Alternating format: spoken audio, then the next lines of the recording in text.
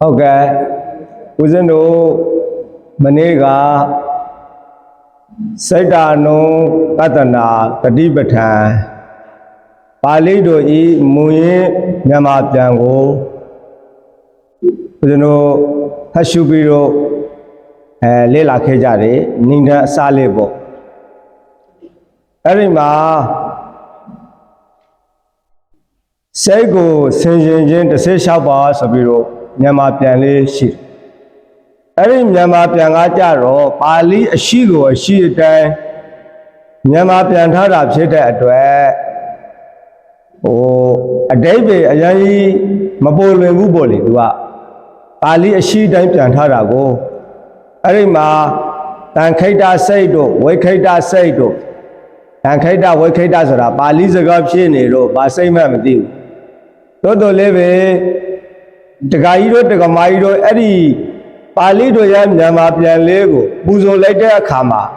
Valena Suntata Lesson, T.E. so I love Dora. A person Ragapchi, Lotiva, Dodapchi de Loti, we were a Moachi de Lotis, T.E. na Suntata, T.E. Sura Divine era, he said no Padana. The Tibetan Loda Babe, Edago Uzeno, Nezan Bawatema, Doshara, Nina, the Nala the Boba the Lole, and name is Shimya Babo Shepare, Edo Paliro Yama Piangaro, Manega, Puzo Tabi Sheta at Tabiro Uzero, Puzo Lorovo, Todo the Mamesero, Erima, Palido Yama Pianlema, Boba Lena, Maile, Mapobia. Masusa ultimately Shiva, who got Sego, Seshao Miola Quebiro, Hobiatara Shiri, a someone in a domason in your Shisumbo, the Zoma, Napazoro, Shinelli, Seshao Shidora, Segaro, a someone in a domason in your Shison, a Miosan and a domason in your Seshamio, Miala Uzi, Yariacono, Lepido Shumaya Mala, Telomezia City, Hello Mahobu de Gaido de Gomaido,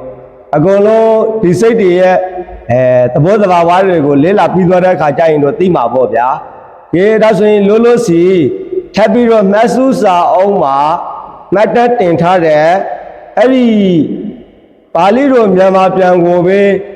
The Masusa out him at Matat in Tarava. Todo leve Palido Yap, Moyem Yama Piantato, a day lady, Ponyobido, Matat in Tarabo. Then Masusa out, Sao Samiana, Liz in Ngoma, Saitano, Patana, Era Leve, Machine Yagama, Talombido, Uzano, Puzo, Leja Bamepo, Samiana, then the Tibeta, Masu. Samiana, Lizin and Nga. A Lizin Ama, also my Gonzile Tatabare, Saitano, Patana. We don't the Mamis will do a ballet at the Goziga. Say, Shimyo, Shiso, Seshamyo. No, a other Lego Uzeno, a Kala Puzoleja or Mabia Gonzilegan and Sabiro. Saita, no Patana. Say, Shimyo, Seshamyo. Te Taya Neta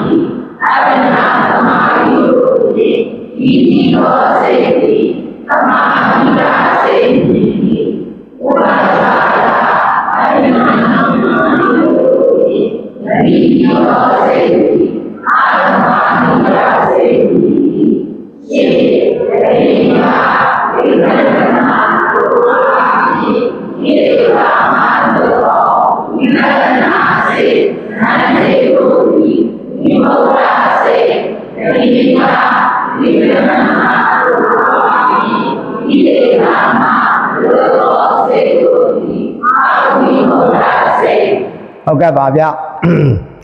ဒါကဒီစိတ်ဓာတ်နုပဒနာတတိပဋ္ဌာန်မှာအမျိုးအစား16မျိုးလောက်အစုံအပြင်8စုံလောက်ခွဲပြီးတော့ဟောထားတဲ့စိတ်အမျိုးအစားတွေကိုအဓိပ္ပာယ်ဖွင့်ဆိုချက်အကျဉ်းကလေးနဲ့တွဲဖက်ပြီးတော့ဓမ္မမိတ်ဆွေတို့ပူဇော်လိုက်တာဖြစ်ပါတယ်အရှင်ဘုရားဒီစိတ်တွေရဲ့အမိနာမတွေကိုကျဲရမှာလားကျဲစရာမလိုပါဘူးတခါကြီးတို့တွေကမာကြီးတို့ပြောရင်နဲ့သဘောပေါက်တော့မှာပေါ့အဓိပ္ပာယ်လေးရှင်းပြပါမယ်အဲ့တော့အဓိပ္ပာယ်လေးရှင်းပြမယ်ဆိုတော့မနေ့ကစိတ်အကြောင်းကိုပြောရင်နဲ့6နာရီထိုးတော့စိတ်အကြောင်းကပြီးမတော်ဘူးပြီးမတော်တော့နည်းနည်းလေးအဲ့ဒီကနေဆက်ပြီးတော့နည်းနည်းပြောအောင်ပါပေါ့စိတ်ကအဝေးကြီးကိုသွားတတ်တယ်တဲ့မနေ့ကပြောခဲ့တယ်အဝေးကြီးကိုသွားတတ်တယ်တဲ့စိတ်ကနောက်တစ်ခါဧကာစာရံတဲ့တယောက်တည်းကျက်စားတယ်တယောက်တည်းဆိုလို့တော်ကြစိတ်ကအဲ့လိုအထေကိုတည်းအနေနဲ့ပြောမယ်ဆိုလို့ရှိရင်အဲ့လိုမမြင်နိုင်ဘူးစိတ်ကပြောချင်တာကတရှိန်မှာတမျိုးပဲဖြစ်တယ်စိတ်ကတစ်ခုပြီးမှတစ်ခုဖြစ်လို့ရတာပေါ့ဗျာတပြိုင်တည်းဒေါသဖြစ်တဲ့စိတ်ရောလောဘဖြစ်တဲ့စိတ်နှစ်စိတ်ပြိုင်ပြီးတော့ဓမ္မမိတ်ဆွေတို့ရေဖြစ်လို့ရပါမလားအဲ့ဒါမှတ်ထားမယ်နော်အဲ့ဒါမှတ်ထားမယ်ဒေါသစိတ်ရှိရင်လောဘစိတ်မရှိဘူးအဲ့ဒီလိုပဲဦးဇင်းတို့ပြောချင်တာကတစ်စိတ်ပြီးမှသာတစ်စိတ်ဖြစ်တယ်ပေါ့စိတ်ကပြိုင်ပြီးတော့နှစ်မျိုးဘယ်တော့မှမဖြစ်ဘူးအဲ့ဒီလိုလေးအရင်ဆုံးသဘောပေါက်ထားလိုက်စိတ်ရဲ့သဘောလေးနဲ့ပတ်သက်လို့ဒါကိုပဲစာမှာဆိုတာကပါဠိတော်မှာဧကာစာရံလို့တလို့ဟောပါတယ်နောက်စိတ်ကိုပုံပေါ်အောင်နည်းနည်းလေးရှင်းပြီးတော့ပြောမယ်ဆိုရင်လဟုပရိဝတ္တံခိုစိတ်တံတဲ့ဒီလိုလာတယ်ပြောချင်တာကဘာလဲဆိုရင်ပေါ်ပါလျင်မြန်နေတဲ့စိတ်ဟာအလောပေါ်ပါလျင်မြန်နေအလောလျင်မြန်နေဆိုတော့စိတ်ရဲ့အရှင်နေမှန်ကိုသိဖို့ကဦးဇင်းတို့တိုးယုံတန်ယုံတာမန်အသိကလေးနဲ့တာမန်တတိလေးနဲ့မသိနိုင်ဘူးပေါ့ဒါဆိုရင်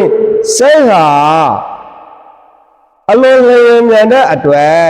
အခုလုံးလုံးလတ်လတ်ဖြစ်နေစေစိတ်ကိုအခုလုံးလုံးလတ်လတ်ဖြစ်နေတဲ့စိတ်နဲ့မသိနိုင်ဘူးသူကထပ်ပြောပါမယ်အခုလုံးလုံးလတ်လတ်ဖြစ်နေတဲ့စိတ်ကိုအခုဖြစ်နေတဲ့စိတ်နဲ့မသိနိုင်စိတ်ကိုသိနိုင်တယ်ဆိုတာဘယ်လိုပဲသိနိုင်တာလဲလို့မေးရင်ရှေ့ကဖြစ်သွားတဲ့စိတ်ကိုနောက်ကလိုက်ပြီးတော့ပဲသိနိုင်တယ်စိတ်ကအဲ့တော့ရှေးစိတ်ကိုနောက်စိတ်ကသိတယ်ဆိုတာမျိုးပဲဖြစ်နိုင်မယ်အခုဖြစ်နေတဲ့စိတ်ကလေးကိုအခုဖြစ်နေတဲ့စိတ်ကလေးနဲ့ပြန်ပြီးတော့သိနိုင်တယ်ဆိုတာမဖြစ်နိုင်ဘူးဒါဆိုရင်ရှေးစိတ်ရှုံးနောက်စိတ်ဖြစ်ဆိုတော့အဲ့လိုမျိုးရှေးစိတ်ရှုံးနောက်စိတ်ဖြစ်နေစိတ်တွေဟာဦးဇင်းတို့အကျုံးအားလျော်စွာအာယုန်နဲ့ဓာရတိတ်ပြီးတော့ဖြစ်တဲ့စိတ်တွေရှိတယ်ကံကြောင့်ဖြစ်တဲ့ဘဝင်စိတ်တွေရှိတယ်စိတ်ဆိုတာတရှိမှာတမျိုးပဲဖြစ်တယ်လို့မှတ်ပါအဲ့တော့စိတ်ကိုအရှုခံအနေနဲ့ထားပြီးတော့သိရမှာဖြစ်တဲ့အတွက်အခုလုံးလုံးလတ်လတ်ဖြစ်နေစေစိတ်ကလေးကိုအဲ့ဒီဖြစ်နေစေစိတ်ကလေးကမသိနိုင်ဘူးရှေ့ကဖြစ်သွားတဲ့စိတ်ကိုနောက်စိတ်ကသာလျှင်သိနိုင်တာမျိုးပဲဖြစ်နိုင်မယ်ဥပမာဦးဇင်းတို့လက်ညှိုးလေးတစ်ခုထောင်လိုက်ပေါ့ဥပမာဆိုပါစို့ဥပမာဒီမှာလက်ညှိုးလေးထောင်လိုက်ပြီဆိုပါစို့ဦးဇင်းကအဲ့တော့အဲ့ဒီထောင်လိုက်တော့အဲ့ဒီထောင်ထားတဲ့လက်ညှိုးကလေးထိတ်ကလေးကိုအဲ့ဒီထောင်ထားတဲ့လက်ညှိုးနဲ့ပြန်ပြီးတော့ထိလို့ရပါမလားမရဘူးဘာလို့ဆိုသူကဒီလက်ညှိုးလေးထောင်ထားလိုက်တယ်ထောင်ထားလိုက်ပြီးတော့အဲ့ဒီလက်ညှိုးရဲ့ထိတ်ကလေးကိုထောင်ထားတဲ့လက်ညှိုးနဲ့ထိလို့မရဘူး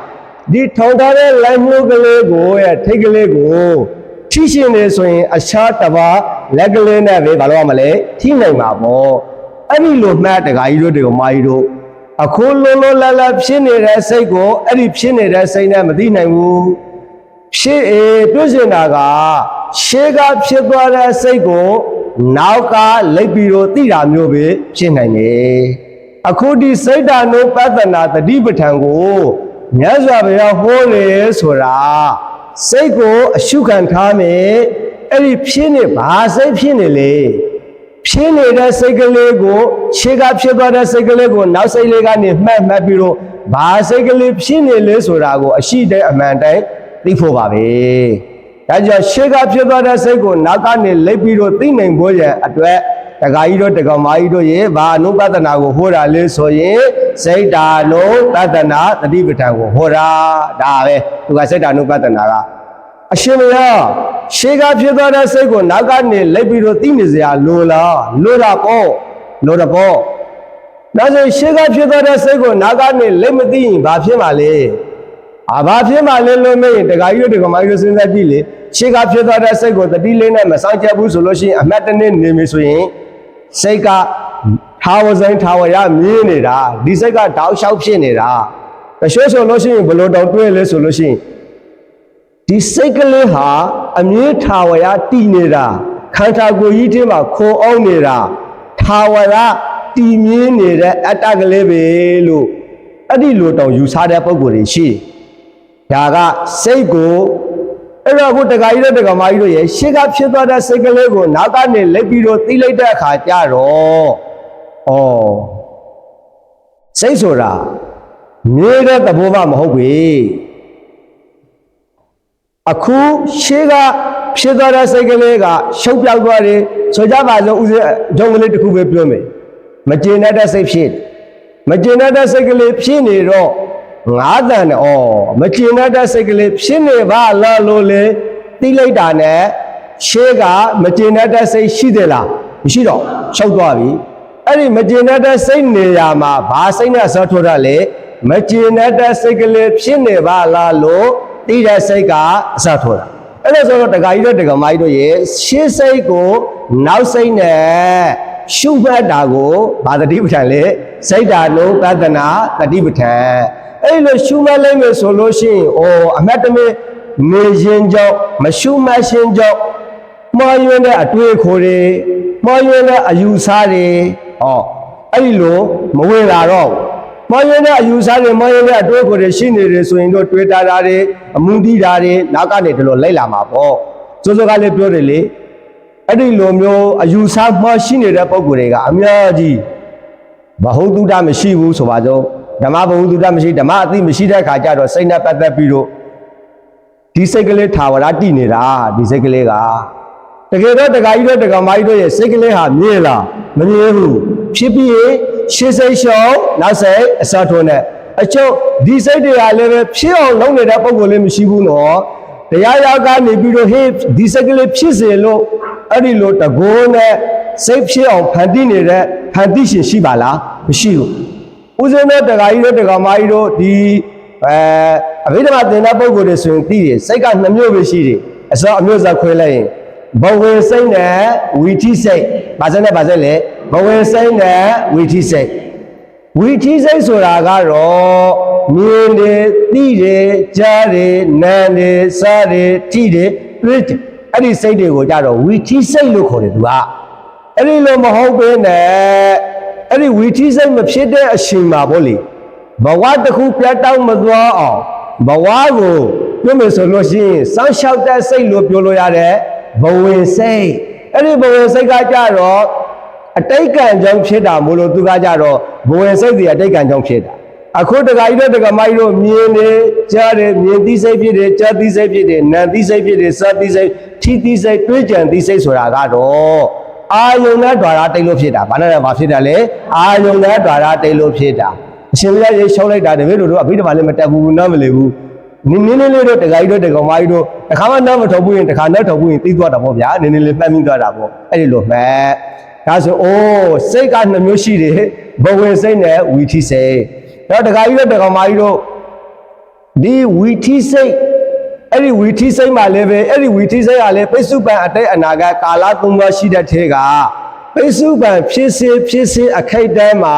ဖြစ်နေတဲ့စိတ်တဘာဝကိုပဲအမှန်အတိုင်းမြင်အောင်ရှုရတာတခါကြီးတို့တခါမကြီးတို့ရဲ့စိတ်ဆိုတာအတိတ်မှာလည်းဖြစ်တယ်အနာဂတ်မှာလည်းဖြစ်တယ်ပိစုပန်မှာလည်းဖြစ်တယ် အဲ့တော့စိတ်ဒီကာလသုံးပါးလုံးနဲ့ဆက်ဆက်နေတယ်တတ်နေတယ်ပေါ့မိမိသူတစ်ပါးနှုတ်သားတို့ရဲ့တဏ္ဍာမှာလေးဖြစ်တယ်အနည်းအဝေးဒီလိုတွေရှိသေးတာပေါ့ဗျာထားလိုက်ပါတော့လို့စီဒါဆိုရင်တို့ပိစုပန်စိတ်အတိတ်စိတ်အနာဂတ်စိတ်ဆိုအတိတ်စိတ်ဆိုတာဘယ်လိုစိတ်မျိုးလေးလို့မင်းအတိတ်မှာဖြစ်ခဲ့တာတွေပေါ့ပြောမယ်ဆိုလို့ရှိရင်ပြောချင်တာကအဲ့တော့အနာဂတ်မှာလည်းဖြစ်လက်တဲ့အခုလုံးလုံးလဲဝိပဿနာရှုတဲ့တတိပဋ္ဌာန်တရားရှုမှတ်တယ်ဆိုတာကလုံးလုံးလဲဖြစ်နေတဲ့စိတ်အရှင်တွေကိုပဲဘယ်လိုအရှင်တွေရှိနေလဲအခုစိတ်ကဘယ်လိုအရှင်တွေရှိနေလဲလို့ပိစုပန်ဖြစ်စေအခိုက်တန်းမှာဖြစ်နေတဲ့စိတ်တဘာဝကိုပဲအမှန်တိုင်းသိအောင်ရှုရမှာဒါဆိုဟုတ်ပြီစိတ်ကလေးနဲ့ပတ်သက်ပြီးတော့နည်းနည်းလေးပြောပြတာပေါ့တကယ်တော့စိတ်ကသိမှုအာယုံကိုသိမှုတဘာဝကလေးပဲဒီစိတ်ကလေးကခန္ဓာကိုယ်မှာခိုးအောင်ပြီးတော့ဖြစ်နေတာလည်းမဟုတ်ဘူးတရားရောက်ကဖြစ်စေတာလည်းမဟုတ်ဘူးအကျိုးဆက်နေပြီးတော့ဖြစ်နေတာပဲဖြစ်လာပြီးတဲ့နောက်တည်တန်းနေတာလည်းမဟုတ်ဖြစ်လာပြီးရင်တခါကြီးတော့တကမကြီးခဏလေးတောင်မှမတည်ဘူးဆိုတာမှတကယ်ကိုမှစိတ်ရဖြစ်စဉ်ကလေးဟာတခါလေးဖြစ်ပြီးတော့အခုဖြစ်အခုရှောက်ပဲအခုပြည့်အခုရှုံးဆိုတာကတော့စကားပြောနေတာတော့ကြာနေသေးတယ်အဲ့လောက်ကိုစိတ်ရဖြစ်စဉ်ကမျက်စံတာကိုအဲ့တော့ဒါဆိုရင်စိတ်ဓာတ်နဲ့ပဿနာကိုဟောတယ်ဆိုတာမြည်ရဆိုတဲ့အတွေးမှားတွေနဲ့အယူဆမှားတွေနဲ့အဲ့ဒီအတွေးမှားအယူဆမှားတွေမြည်တာမဟုတ်ဘူးဟေ့အဲ့ဒီစိတ်ကအခုဖြစ်လာရင်အခုရှောက်တောက်သွားတယ်စိတ်တဘာဝဟာအနိစ္စပဲမြည်ရလို့ထင်နေတာဟာအမှားပဲအဲ့ဒီမြည်ရဆိုတဲ့နိစ္စအတွေးအမှားအယူဆတွေကိုဖယ်ရှားဖို့ရန်အတွက်စိတ်ရဲ့တဘာဝကလေးကိုသိဖို့စိတ်ကိုအနည်းကစောင့်ကြည့်ဖို့တတိနဲ့စောင့်ရှောက်ဖို့စောင့်ကြည့်ဖို့အတွက်ဒကာကြီးတို့ဒကာမကြီးတို့ရဲ့မြတ်စွာဘုရားကဗာတတိပဋ္ဌာန်ကိုဟောတာစိတ်ဓာတ်လုံးပဿနာတတိပဋ္ဌာန်ကိုဟောတာတကယ်တော့ပြောတယ်လေဒီစိတ်နဲ့လူလုံးနေတာဟုတ်တယ်ပေါ့ဒီစိတ်နဲ့လူလုံးနေတာဒကာကြီးတို့ဒကာမကြီးတို့ရှေ့စိတ်ရှုပ်ပြီးတော့နောက်စိတ်အစမထိုးရင်ဒီပုဂ္ဂိုလ်ကလူရှင်လို့ပြောရပါမလားမရတော့ဘူးရှေ့စိတ်ရှုပ်နောက်စိတ်အစမထိုးရင်ဘာပြောလဲဒီပုဂ္ဂိုလ်တေးတယ်တေးသွားတယ်ဒါဆိုရင်အခုဥစဉ်တဲ့သူတော်ကောင်းတို့လှုပ်နဲ့သွားလာလှုပ်ရှားနေတာလူလုံးနေတာဘာနဲ့လူလုံးနေတာလဲစိတ်နဲ့လူလုံးနေတာပေါ့သို့သောစိတ်တစ်ခုတည်းတော့ပဲဟုတ်မလဲရုပ်လောကကြီးတစ်ခုလို့စိတ်ကနေဥဆောင်နေတာပေါ့ဗျာစိတ်နဲ့ပြောချင်တာကဒီစိတ်ဟာအခရာကြတယ်လို့ပြောချင်တာအလုံးအခရာကြတယ်ဒီစိတ်ကဒီစိတ်နဲ့လူလုံးနေတာအဲ့တော့ဒီစိတ်နဲ့လူလုံးနေတယ်ဆိုတော့အဲ့ဒီစိတ်ရဲ့သဘာဝကလေးကိုအမှန်တိုင်းသိဖို့လိုတယ်ဟာရှင်လည်းသိတာပေါ့ဖေဟာမသိလို့ဒုက္ခရောက်နေတာလေဘယ်သိမလဲအဲ့တော့အမှတ်တမဲ့နေမသိဘူးအဲ့တော့စိတ်ကသူ့သဘာဝကလေးကမနေ့ကပြောခဲ့တယ်အာယုံကိုရာယူပြီးတော့အာယုံကိုသိတာစိတ်ရဲ့သဘာဝအဲ့ဒီစိတ်သဘာဝကလေးကိုသိဖို့ရဲ့အတွက်တတိကလေးနဲ့စောင့်ကြည့်နေတာပေါ့လေရှုမှတ်နေတာကိုစိတ်ဓာတ်နုပဿနာတတိပဋ္ဌာန်လို့ခေါ်ပါတယ်လို့ဒကာကြီးတို့ဒကာမကြီးတို့အဲ့လိုမှတ်လိုက်ပါဒါဆိုရင်တတိနဲ့စောင့်ကြည့်ခြင်းကိုခံရတဲ့စိတ်ဒီဒကာကြီးတို့ဒကာမကြီးတို့ရဲ့အဲ့ဒီစိတ်မှာဘာရှိသွားပြီလဲအစအရှောက်ရှိသွားပြီဘာရှိသွားပြီလဲအစအရှောက်ရှိသွားပြီအစအရှောက်ရှိရင်စိတ်ကမလုံရှုံဘူးလားလုံရှုံလားလုံရှုံတာပေါ့ဆိုကြပါစို့ဒကာကြီးတို့ဒကာမကြီးတို့ရဲ့ဦးဇင်းတို့ဒကာတွေဘာတွေလဲအကုန်ပိုက်ထားမယ်ဦးဇင်းအခက်တမအေးစစ်စစ်နေမယ်ဆိုရင်လုံရှုံမှုရှိနေတာပေါ့အဲ့ဒီထေကမှတခါပို့ပြီးတော့လုံရှုံအောင်ဆိုပြီးတော့လုံရှုံရဲ့တက်သက်တွေခဏနှောပြီးတော့အဲ့လိုအဆောင်ကျက်လို့အဲ့ဆိုပို့လုံရှုံတာပေါ့အဲ့ဒီလိုမြင်ထားလိုက်ကိုယ်စိတ်ကလေးကိုငါစိတ်ကလေးကအထမတက်ရင်အစမ်းရှောက်မရှိရင်အန်ဒီပေးမဲ့ပုံကိုယ်တွေကအများကြီးဝဲရံနေတဲ့အတွက်ကြောင့်စိတ်မှာအစမ်းရှောက်မရှိရင်အန်ဒီပေးမဲ့ပုံကိုယ်တွေကလာပြီးတော့အန်ဒီပေးပြီးတော့ဒုက္ခရောက်မယ်အဲ့ဒီတော့ဒါဆိုရင်ဒီစိတ်ကလေးယဉ်ကျေးလာအောင်ဒီစိတ်ကလေးလင်မာလာအောင်သို့မဟုတ်ဒီစိတ်ကလေးဟာအည်သွေးတွေမြင်မာလာအောင်အစမ်းရှောက်လို့တွေအဲ့ဒီအစမ်းရှောက်နဲ့ပြောမယ်ဆိုလို့ရှိရင်တတိဟာအစမ်းရှောက်လေးမှန်တယ်ဒီနေ့ပဲပြောမယ်ဆိုရင်ထွင်ရောက်တာပေါ့ထွင်လာတယ်ပေါ့ပြောမယ်ဆိုရင်ယဉ်ကျေးလာအောင်ဒီနေ့ပဲပြောမယ်ဆိုရင်ကောင်းမွန်လာအောင်အည်သွေးတွေမြင်မာလာအောင်လက်ကျင့်ပေးတာဒကာကြီးတို့ဒကာမကြီးတို့ငယ်ငယ်ကတည်းကပညာတက်လာတာမှမဟုတ်ဘူးမွေးလာတော့နည်းနည်းလေးအရွယ်ရောက်လာတော့ကြုံသွားပြီးတော့ပညာသင်ရတယ်လေဆရာတွေဆရာမတွေကပညာတက်အောင်ဆိုပြီးတော့အမျိုးမျိုးသင်ကြားပေးတယ်လေသင်ကြားပေးတဲ့အခါကျတော့ပညာတွေတက်လာတာပေါ့ အဲ့ဒီလိုပေါ့ဦးဇင်းတို့စိတ်ကလေးကမွေးလာကလေးကဟိုလူနဲ့ပေါင်းဒီလူနဲ့ပေါင်းဆိုတော့စိတ်ကတောင်တွင်းမြောက်တွင်းနဲ့ဟိုသွားဒီသွားနေဟိုသွားဒီသွားနေတော့ဒုက္ခရောက်မှာပဲဆိုပြီးတော့မှတတိအစမ်းရှောက်လေးရဲ့အောက်မှာတတိယအကာအကွယ်အောက်မှာနေလဲရတော့စိတ်ကလုံခြုံသွားတာပေါ့ဒီသဘောကိုဆိုလိုတာဒါကြောင့်ဘာဖြစ်လို့ဒီစိတ်ကိုဖြစ်နေတဲ့စိတ်ကိုဖြစ်နေတဲ့စိတ်လို့ချူရတာလေးလို့မြည်စေခြင်းလို့စိတ်ဟာအစမ်းရှောက်မရှိရင်အရှင်မရွေးအန္တရာယ်သိနိုင်တယ်တဲ့ဒါကြောင့်အဲ့ဒီအန္တရာယ်တွေကနေမကြရအောင်စိတ်ဟာအည်သွေးတွေမြင်မလာအောင်စိတ်ကိုစိတ်အရှုခံအာယုံထားပြီးတော့တတိနဲ့ရှုမှတ်တာကိုပဲစိတ်ဓာနုပတ္တနာသတိပဋ္ဌာန်လို့ခေါ်ပါတယ်ဟုတ်ပြီဒါဆိုရင်ဒီစိတ်ကလေးကိုတတိကပ်ပြီးတော့လက်ကျင့်ဖို့အတွက်မဟာတတိပဋ္ဌာနာသုံးမှာစိတ်ဓာနုပတ္တနာကိုမြတ်စွာဘုရားရှင်ဟောတော့ဒကာကြီးတို့ဒကာမကြီးတို့ရေမြတ်စွာဘုရားရှင်ကစိတ်ဓာနုပတ္တနာတတိပဋ္ဌာန်မှာစိတ်ကိုအစွန်းဘယ်နှစွန်းဟောပါလဲရှစ်စွန်းဘယ်နှစွန်းဟောပါလဲရှစ်စွန်းတစ်စွန်းမှာ2မျိုးဆိုတော့စိတ်အမျိုးအစားဘယ်နှမျိုးဟောပါလဲ16မျိုးတဲ့16မျိုးအဲ့တော့16မျိုးဆိုတာစိတ်ဓာနုပတ္တနာဆိုတာဆိုလိုကလည်းခဏပြောခဲ့ပြီးပြီအခုစိတ်အရှိအနေစိတ်ကဘလို့အရှိအနေဖြစ်နေတယ်လေဆိုတာကိုရှုမှတ်တာဖြစ်တဲ့အတွက်ဘုရားရှင်ကစိတ်ရဲ့အရှိအနေကိုအစုံအားဖြင့်ရှေ့ဆုံးအမျိုးအစားအားဖြင့်16မျိုးခွဲဟောပါတယ်စိတ်ရဲ့ဖြစ်နိုင်တဲ့အရှိအနေကိုလိုက်ပြီးတော့ဟောထားတာဖြစ်တယ်ပြောချင်တာကဒီ16မျိုးလုံးဦးဇင်းတို့တက္ကကြီးတို့တက္ကမကြီးတို့ရဲ့အတွင်းတန်တန်ထဲမှာဖြစ်နေတာမဟုတ်ဘူး16မျိုးလုံးမဖြစ်ဘူးအဲ့တော့တချို့စိတ်တွေကတော့ဖြစ်တာပေါ့ဗျာတချို့စိတ်တွေကမဖြစ်ဘူးအဲ့တော့ကိုယ်တန်တန်မှာမဖြစ်ဘူးတဲ့စိတ်မဖြစ်တဲ့စိတ်ကိုလည်းပဲရှုနေစရာမလိုဘူးအဲ့ဒါစိတ်ဓာနုပတ္တနာကမ္မထာရှုမှတ်မယ်စိတ်ဓာနုပတ္တနာတတိပဋ္ဌာန်ပွားများမယ်ရှုမယ်ကိုယ်တန်တန်မှာမဖြစ်တဲ့စိတ်ရှုစရာမလိုကိုယ်တန်တန်မှာဖြစ်နေတဲ့စိတ်ကိုပဲရှုရမှာဒါဆိုရင်ရှင်ဘုရားရဲ့မြတ်စွာဘုရားရှင်ကဒီမှာ16မျိုးဟောထားပါက16မျိုးဟောထားတယ်ဆိုတာကတရားဟောရမှာကမြတ်စွာဘုရားရှင်ရဲ့တာဝန်လေပြည့်ပြည့်စုံစုံဟောရမှာကဘု து တာဝန်လေမြတ်စွာဘုရားရှင်ရဲ့တာဝန်တက္ကကြီးတို့တက္ကမကြီးတို့ကရှုမှတ်ရမှာကကိုယ်နဲ့ကိဉ္ညီတဲ့တရားကိုယ်မှာရှိနေတဲ့တရားကိုယ်အတန်တန်မှာထင်ရှားဖြစ်နေတာကိုပဲကိုကကြည့်ရမှာရှုရမှာမှတ်ရမှာမရှိတာတွေကိုတော့ရှုเสียမလိုဘူးဒီလိုလေးမှတ်ထားလိုက်ပေါ့ဗျာဟုတ်ပြီဒါဆိုရင်ဦးဇင်းတို့ဒီမှာစိတ်ဓာနုပတ္တနာကမ္မထာမှာဒါတွေကအရှိခံသဘောတဘာဝလေးတွေသဘောထားလေးတွေပြောပြနေတာနော်ဒါဘ ഹു တုဒ္ဒဒီဓမ္မဘ ഹു တုဒ္ဒတွေရှိဖို့ဖို့လေရှလုံးလောက်တဲ့အခါအဲ့တော့စိတ်ဓာနုပတ္တနာကမ္မထာမှာစိတ်ကိုရှုရမယ်ဆိုတဲ့အပိုင်းမှာအဘိဓမ္မာသင်္ဖူရပုဂ္ဂိုလ်တွေဆိုသိတာပေါ့စိတ်ကအချင်း89ပါးအချင်း120ပါးစိတ်ဓာနုပတ္တနာကမ္မထာစိတ်ကိုရှုရမယ်ဆိုတဲ့အပိုင်းမှာလောကုတ္တရာစိတ်မပါဘူးလို့ဒီလိုလေးမှတ်ထားလိုက်။ဘာစိတ်မပါဘူးလေလောကုတ္တရာစိတ်မပါ။စိတ်ဓာနုပတ္တနာကမ္မထာစိတ်ကိုရှုရမယ်ဆိုတဲ့အပိုင်းမှာလောကုတ္တရာစိတ်မပါဘူး။ဒါမလို့မပါလေ။ဒီပါမလဲဒကာကြီးတို့ဒကာမကြီးတို့ဒကာကြီးတို့ဒကာမကြီးတို့တွေအရိယာဖြစ်ပြီလား။မဖြစ်သေးဘူး။ဒါဆိုရင်ဘာစိတ်မဖြစ်သေးဘူးလေ။လောကုတ္တရာစိတ်မဖြစ်သေးဘူးပေါ့။ကိုယ်တန်တန်မှာမဖြစ်တာ။ကိုယ်တန်တန်မှာမဖြစ်သေးတဲ့စိတ်ဆိုတော့ရှုလို့ရပါမလား။မရဘူးပေါ့။တရားရှုမှတ်တယ်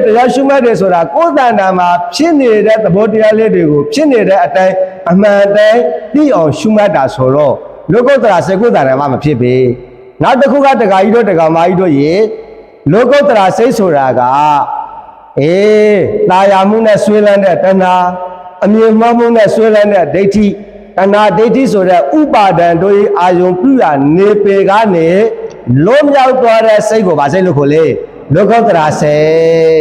တက္ကကြီးတို့တက္ကမကြီးတို့ရဲ့ဝိပဿနာရှုရဆိုတာကအဲ့ဒီဥပါဒံတို့ရဲ့အာယုံပြုရနေပေကလွန်မြောက်သွားတဲ့စိတ်ကိုဝိပဿနာရှုရတာမဟုတ်ဥပါဒံတို့ဤကျင်လေကျက်ဆရာဥပါဒံတို့ဤအာယုံဖြစ်တဲ့စိတ်ဆိုရင်လေစိတ်ကိုပဲရှုရပါမယ်စိတ်မှာနှမျိုးရှိတယ်ပေါ့ဗျာယုံမှာကတော့နှမျိုးမရှိဘူးယုံမှန်သမျှဥပါဒံတို့ရဲ့အာယုံပြုတာပဲစိတ်မှာကြတော့နှမျိုးရှိတယ်ဥပါဒံတို့ဤအာယုံပြုရာဖြစ်တဲ့လောကီစိတ်ဥပါဒံတို့ရဲ့အာယုံပြုရာနေပေကနေလွန်မြောက်သွားတဲ့လောကုတ္တရာစိတ်နှမျိုး အဲ့ဒီထဲကစိတ်ကိုဝိပဿနာရှုတဲ့အခါမှာလောကုတ္တရာစိတ်ကိုဝိပဿနာရှုရမှာလားလောကီစိတ်ကိုဝိပဿနာရှုရမှာလားလောကီစိတ်ဝိပဿနာရှုရမှာလောကီစိတ်ဆိုတာကတဏှာဒိဋ္ဌိတို့ဖြင့်အာယုံပြုရနေပေမှာအကျုံးဝင်တဲ့စိတ်လောကီစိတ်ဒါဆိုဥစ္စာပြည့်စုံတာကတော့ဝိပဿနာရှုရဆိုတာအခုစိတ်ဓာတ်နုပဿနာလောကီစိတ်ကိုပဲရှုရမှာအဲ့ဒီလောကီစိတ်ကိုပဲအခုဒီမှာမြတ်စွာဘုရားရှင်က16မျိုးအစုံ16စုံ8စုံခွဲပြီးတော့ဟောပါတယ်ကဲပထမဆုံးတတွဲကိုကြည်လိုက်ရအောင်ပထမဆုံးတတွဲကတော့မြန်မာပြန်မှာတော့ပါဠိတော်မြန်မာပြန်မှာကတော့ဘယ်လိုလာလဲဆိုရင်ယဟန်တို့ဣသဒနာတော်၌ယဟန်သည်ရာဂနှင့်တကွသို့စိတ်ကိုလေရာဂနှင့်တကွသို့စိတ်ဟုသိ၏နောက်တစ်ခုရာဂကင်းသောစိတ်ကိုလေ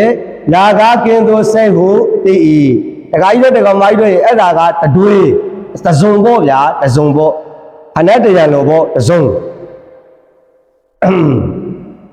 အဲ့ဒါကိုစိုးစိုးတို့ကဥစဉ်တို့ကဒီကကြီးတို့တခါမကြီးတို့ကသက်စုစာအုပ်မှာလေဖယ်လိုက်ပြီလေသာရာဂစိတ်တဲ့ဗာစိတ်ပါလေသာရာဂစိတ်သာရာဂစိတ်ဆိုတာဘယ်လိုစိတ်မျိုးလဲဆိုတော့သာယာနှစ်သက်တဲမဲ့သူစိတ်သည်သာရာဂစိတ်အဲ့ဒီရဲ့ဆန့်ကျင်ဘက်စိတ်ကဗာစိတ်လေဝိတာရာဂစိတ်ဝိတာရာဂစိတ်ဆိုတာဘယ်လိုစိတ်မျိုးလဲတဲမဲ့မှုကင်းသူစိတ်ပါဠိတော်နဲ့နည်းနည်းလေးကပ်ပြီးတော့ပြောပြပါမယ်အဲ့ဒီမှာသာရာဂစိတ်ပါဠိတော်မှာမြတ်စွာဘုရားကသာရာဂံဝါစိတ်တံသာရာဂံစိတ်တံတိပဇာနာတိဒါလိုပြောတယ်အဲ့တော့သာရာဂံဝါစိတ်တံသာရာဂံစိတ်တံတိပဇာနာတိသာရာဂံဝါတမရှိရာဂနဲ့တကွာဖြစ်သောစိတ်တံစိတ်ကိုတဲ့သာရာဂံစိတ်တံတိရာဂနဲ့တကွာဖြစ်သောစိတ်ဟူ၍ပဇာနာတိသိ၏တို့ရှင်နာကတက္ကကြီးတို့တက္ကမကြီးတို့ရေသာရာဂစိတ်ဆိုတာသာယာတက်မဲ့ပြစ်သက်တဲ့သူရာဂစိတ်ကိုပြောတာပြောမယ်ဆိုရင်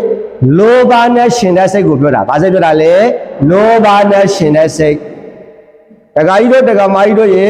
စိတ်ကစိတ်ပဲလောဘကလောဘပဲစိတ်နဲ့လောဘနဲ့မတူဘူးသို့တော့လောဘဆိုတာစိတ်လားစေတသိက်လား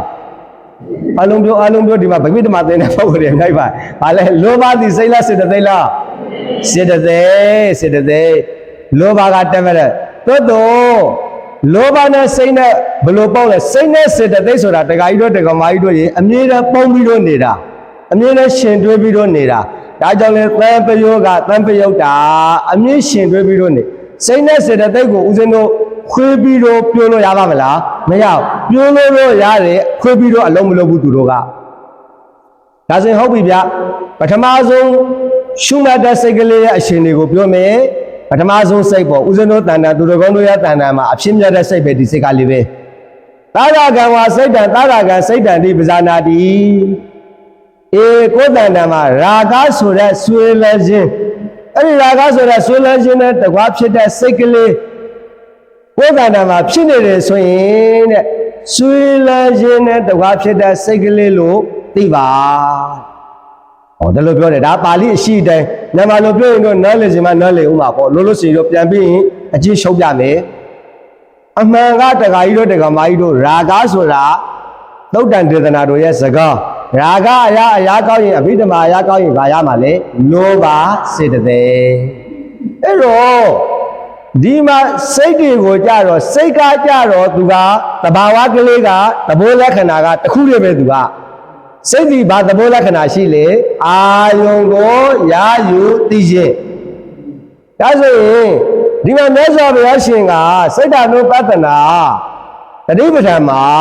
စိတ်တွေကိုအမျိုးအစားခွဲပြားတဲ့အခါမှာစေတသိက်သဘောတရားတွေနဲ့ပေါင်းပြီးတော့သူကပူတွေးပြီးတော့စိတ်ရဲ့အရှင်တွေကိုနားလည်အောင်တွေးပြီးတော့ဟောပြတယ်ပေါ့ဗျာဆိုကြပါစို့ရာဂဆိုတာစေတသိက်လောဘစေတသိက်ပေါ့ဘာသဘောရှိလေလို့မေးဆွေလန်းတတ်တယ်နှစ်သက်တတ်တယ်တာယာတတ်တယ်တမ်းမဲ့တတ်တယ်အများကြီးပဲ မမှန်နေလေမမှန်နဲ့မှန်နေတယ်လောက်မှဆိုတော့ဒါဆိုရင်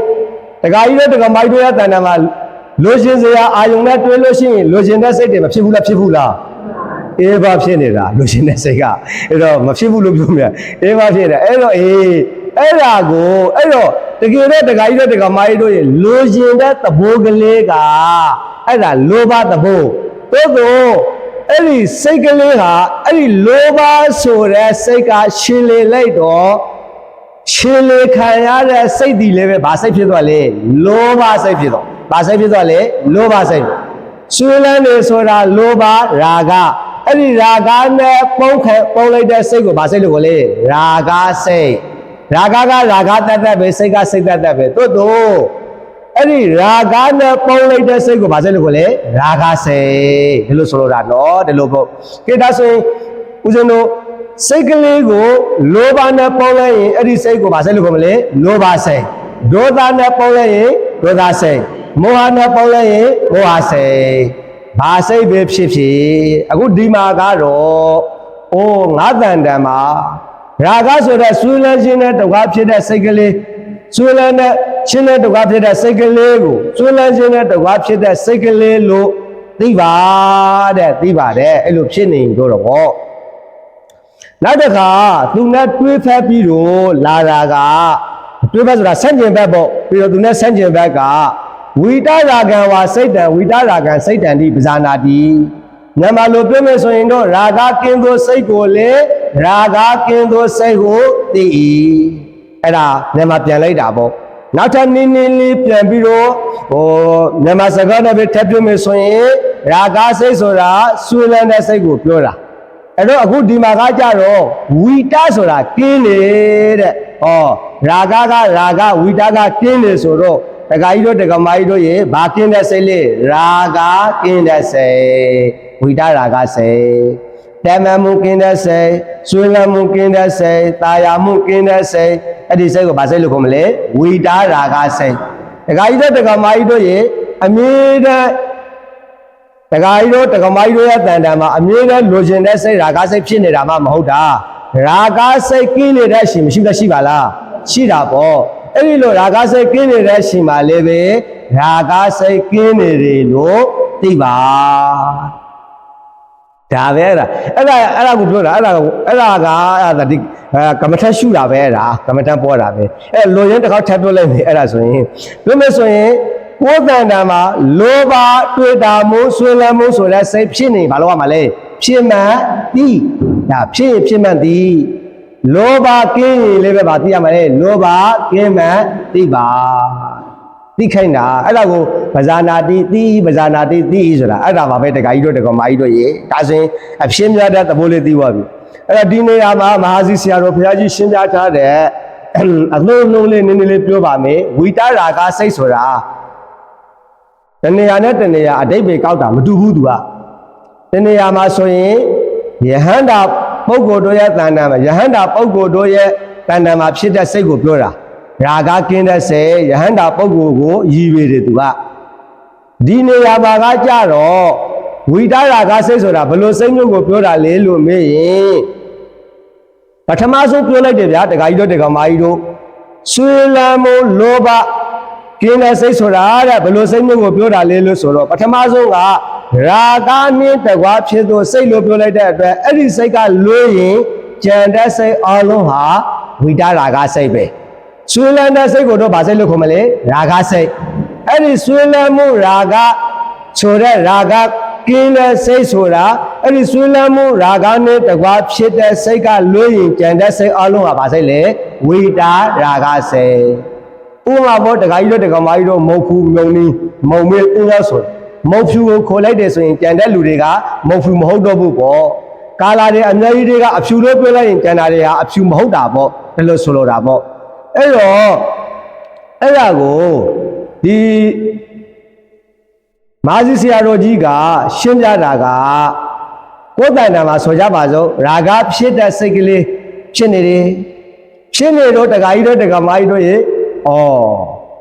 ဆွေးလန်းတဲ့တက်မြတ်တဲ့တာယာတက်တဲ့ရာဂစိတ်ကလေးဖြစ်နေပါလားလို့သိလိုက်တယ်ပေါ့ရှုမှတ်လိုက်တယ်ပေါ့ရှုမှတ်လိုက်တဲ့အခါကျတော့ ငါးတန်တန်မှာဆွေးလန်းမှုနဲ့တကွာဖြစ်တဲ့စိတ်ကလေးဖြစ်နေပါလားလို့ရှုလိုက်တဲ့အခါသိလိုက်တဲ့အခါတခါကြီးတို့တခါမကြီးတို့ရာဂစိတ်ရှိသေးလားမရှိတော့၆တောက်သွားပြီအဲ့တော့သိလိုက်တဲ့အချိန်မှာဆွေးလန်းမှုနဲ့တကွာဖြစ်တဲ့စိတ်ကလေးဟာပြီးသွားပြီမရှိတော့ဘူးနောက်ထပ်ဖြစ်နေတာကသိတဲ့စိတ်ကလေးအဲ့ဒီသိတဲ့စိတ်ကလေးတော့မရှိတော့ဘူးတိုးတိုးလေးပဲပြောစင်တာက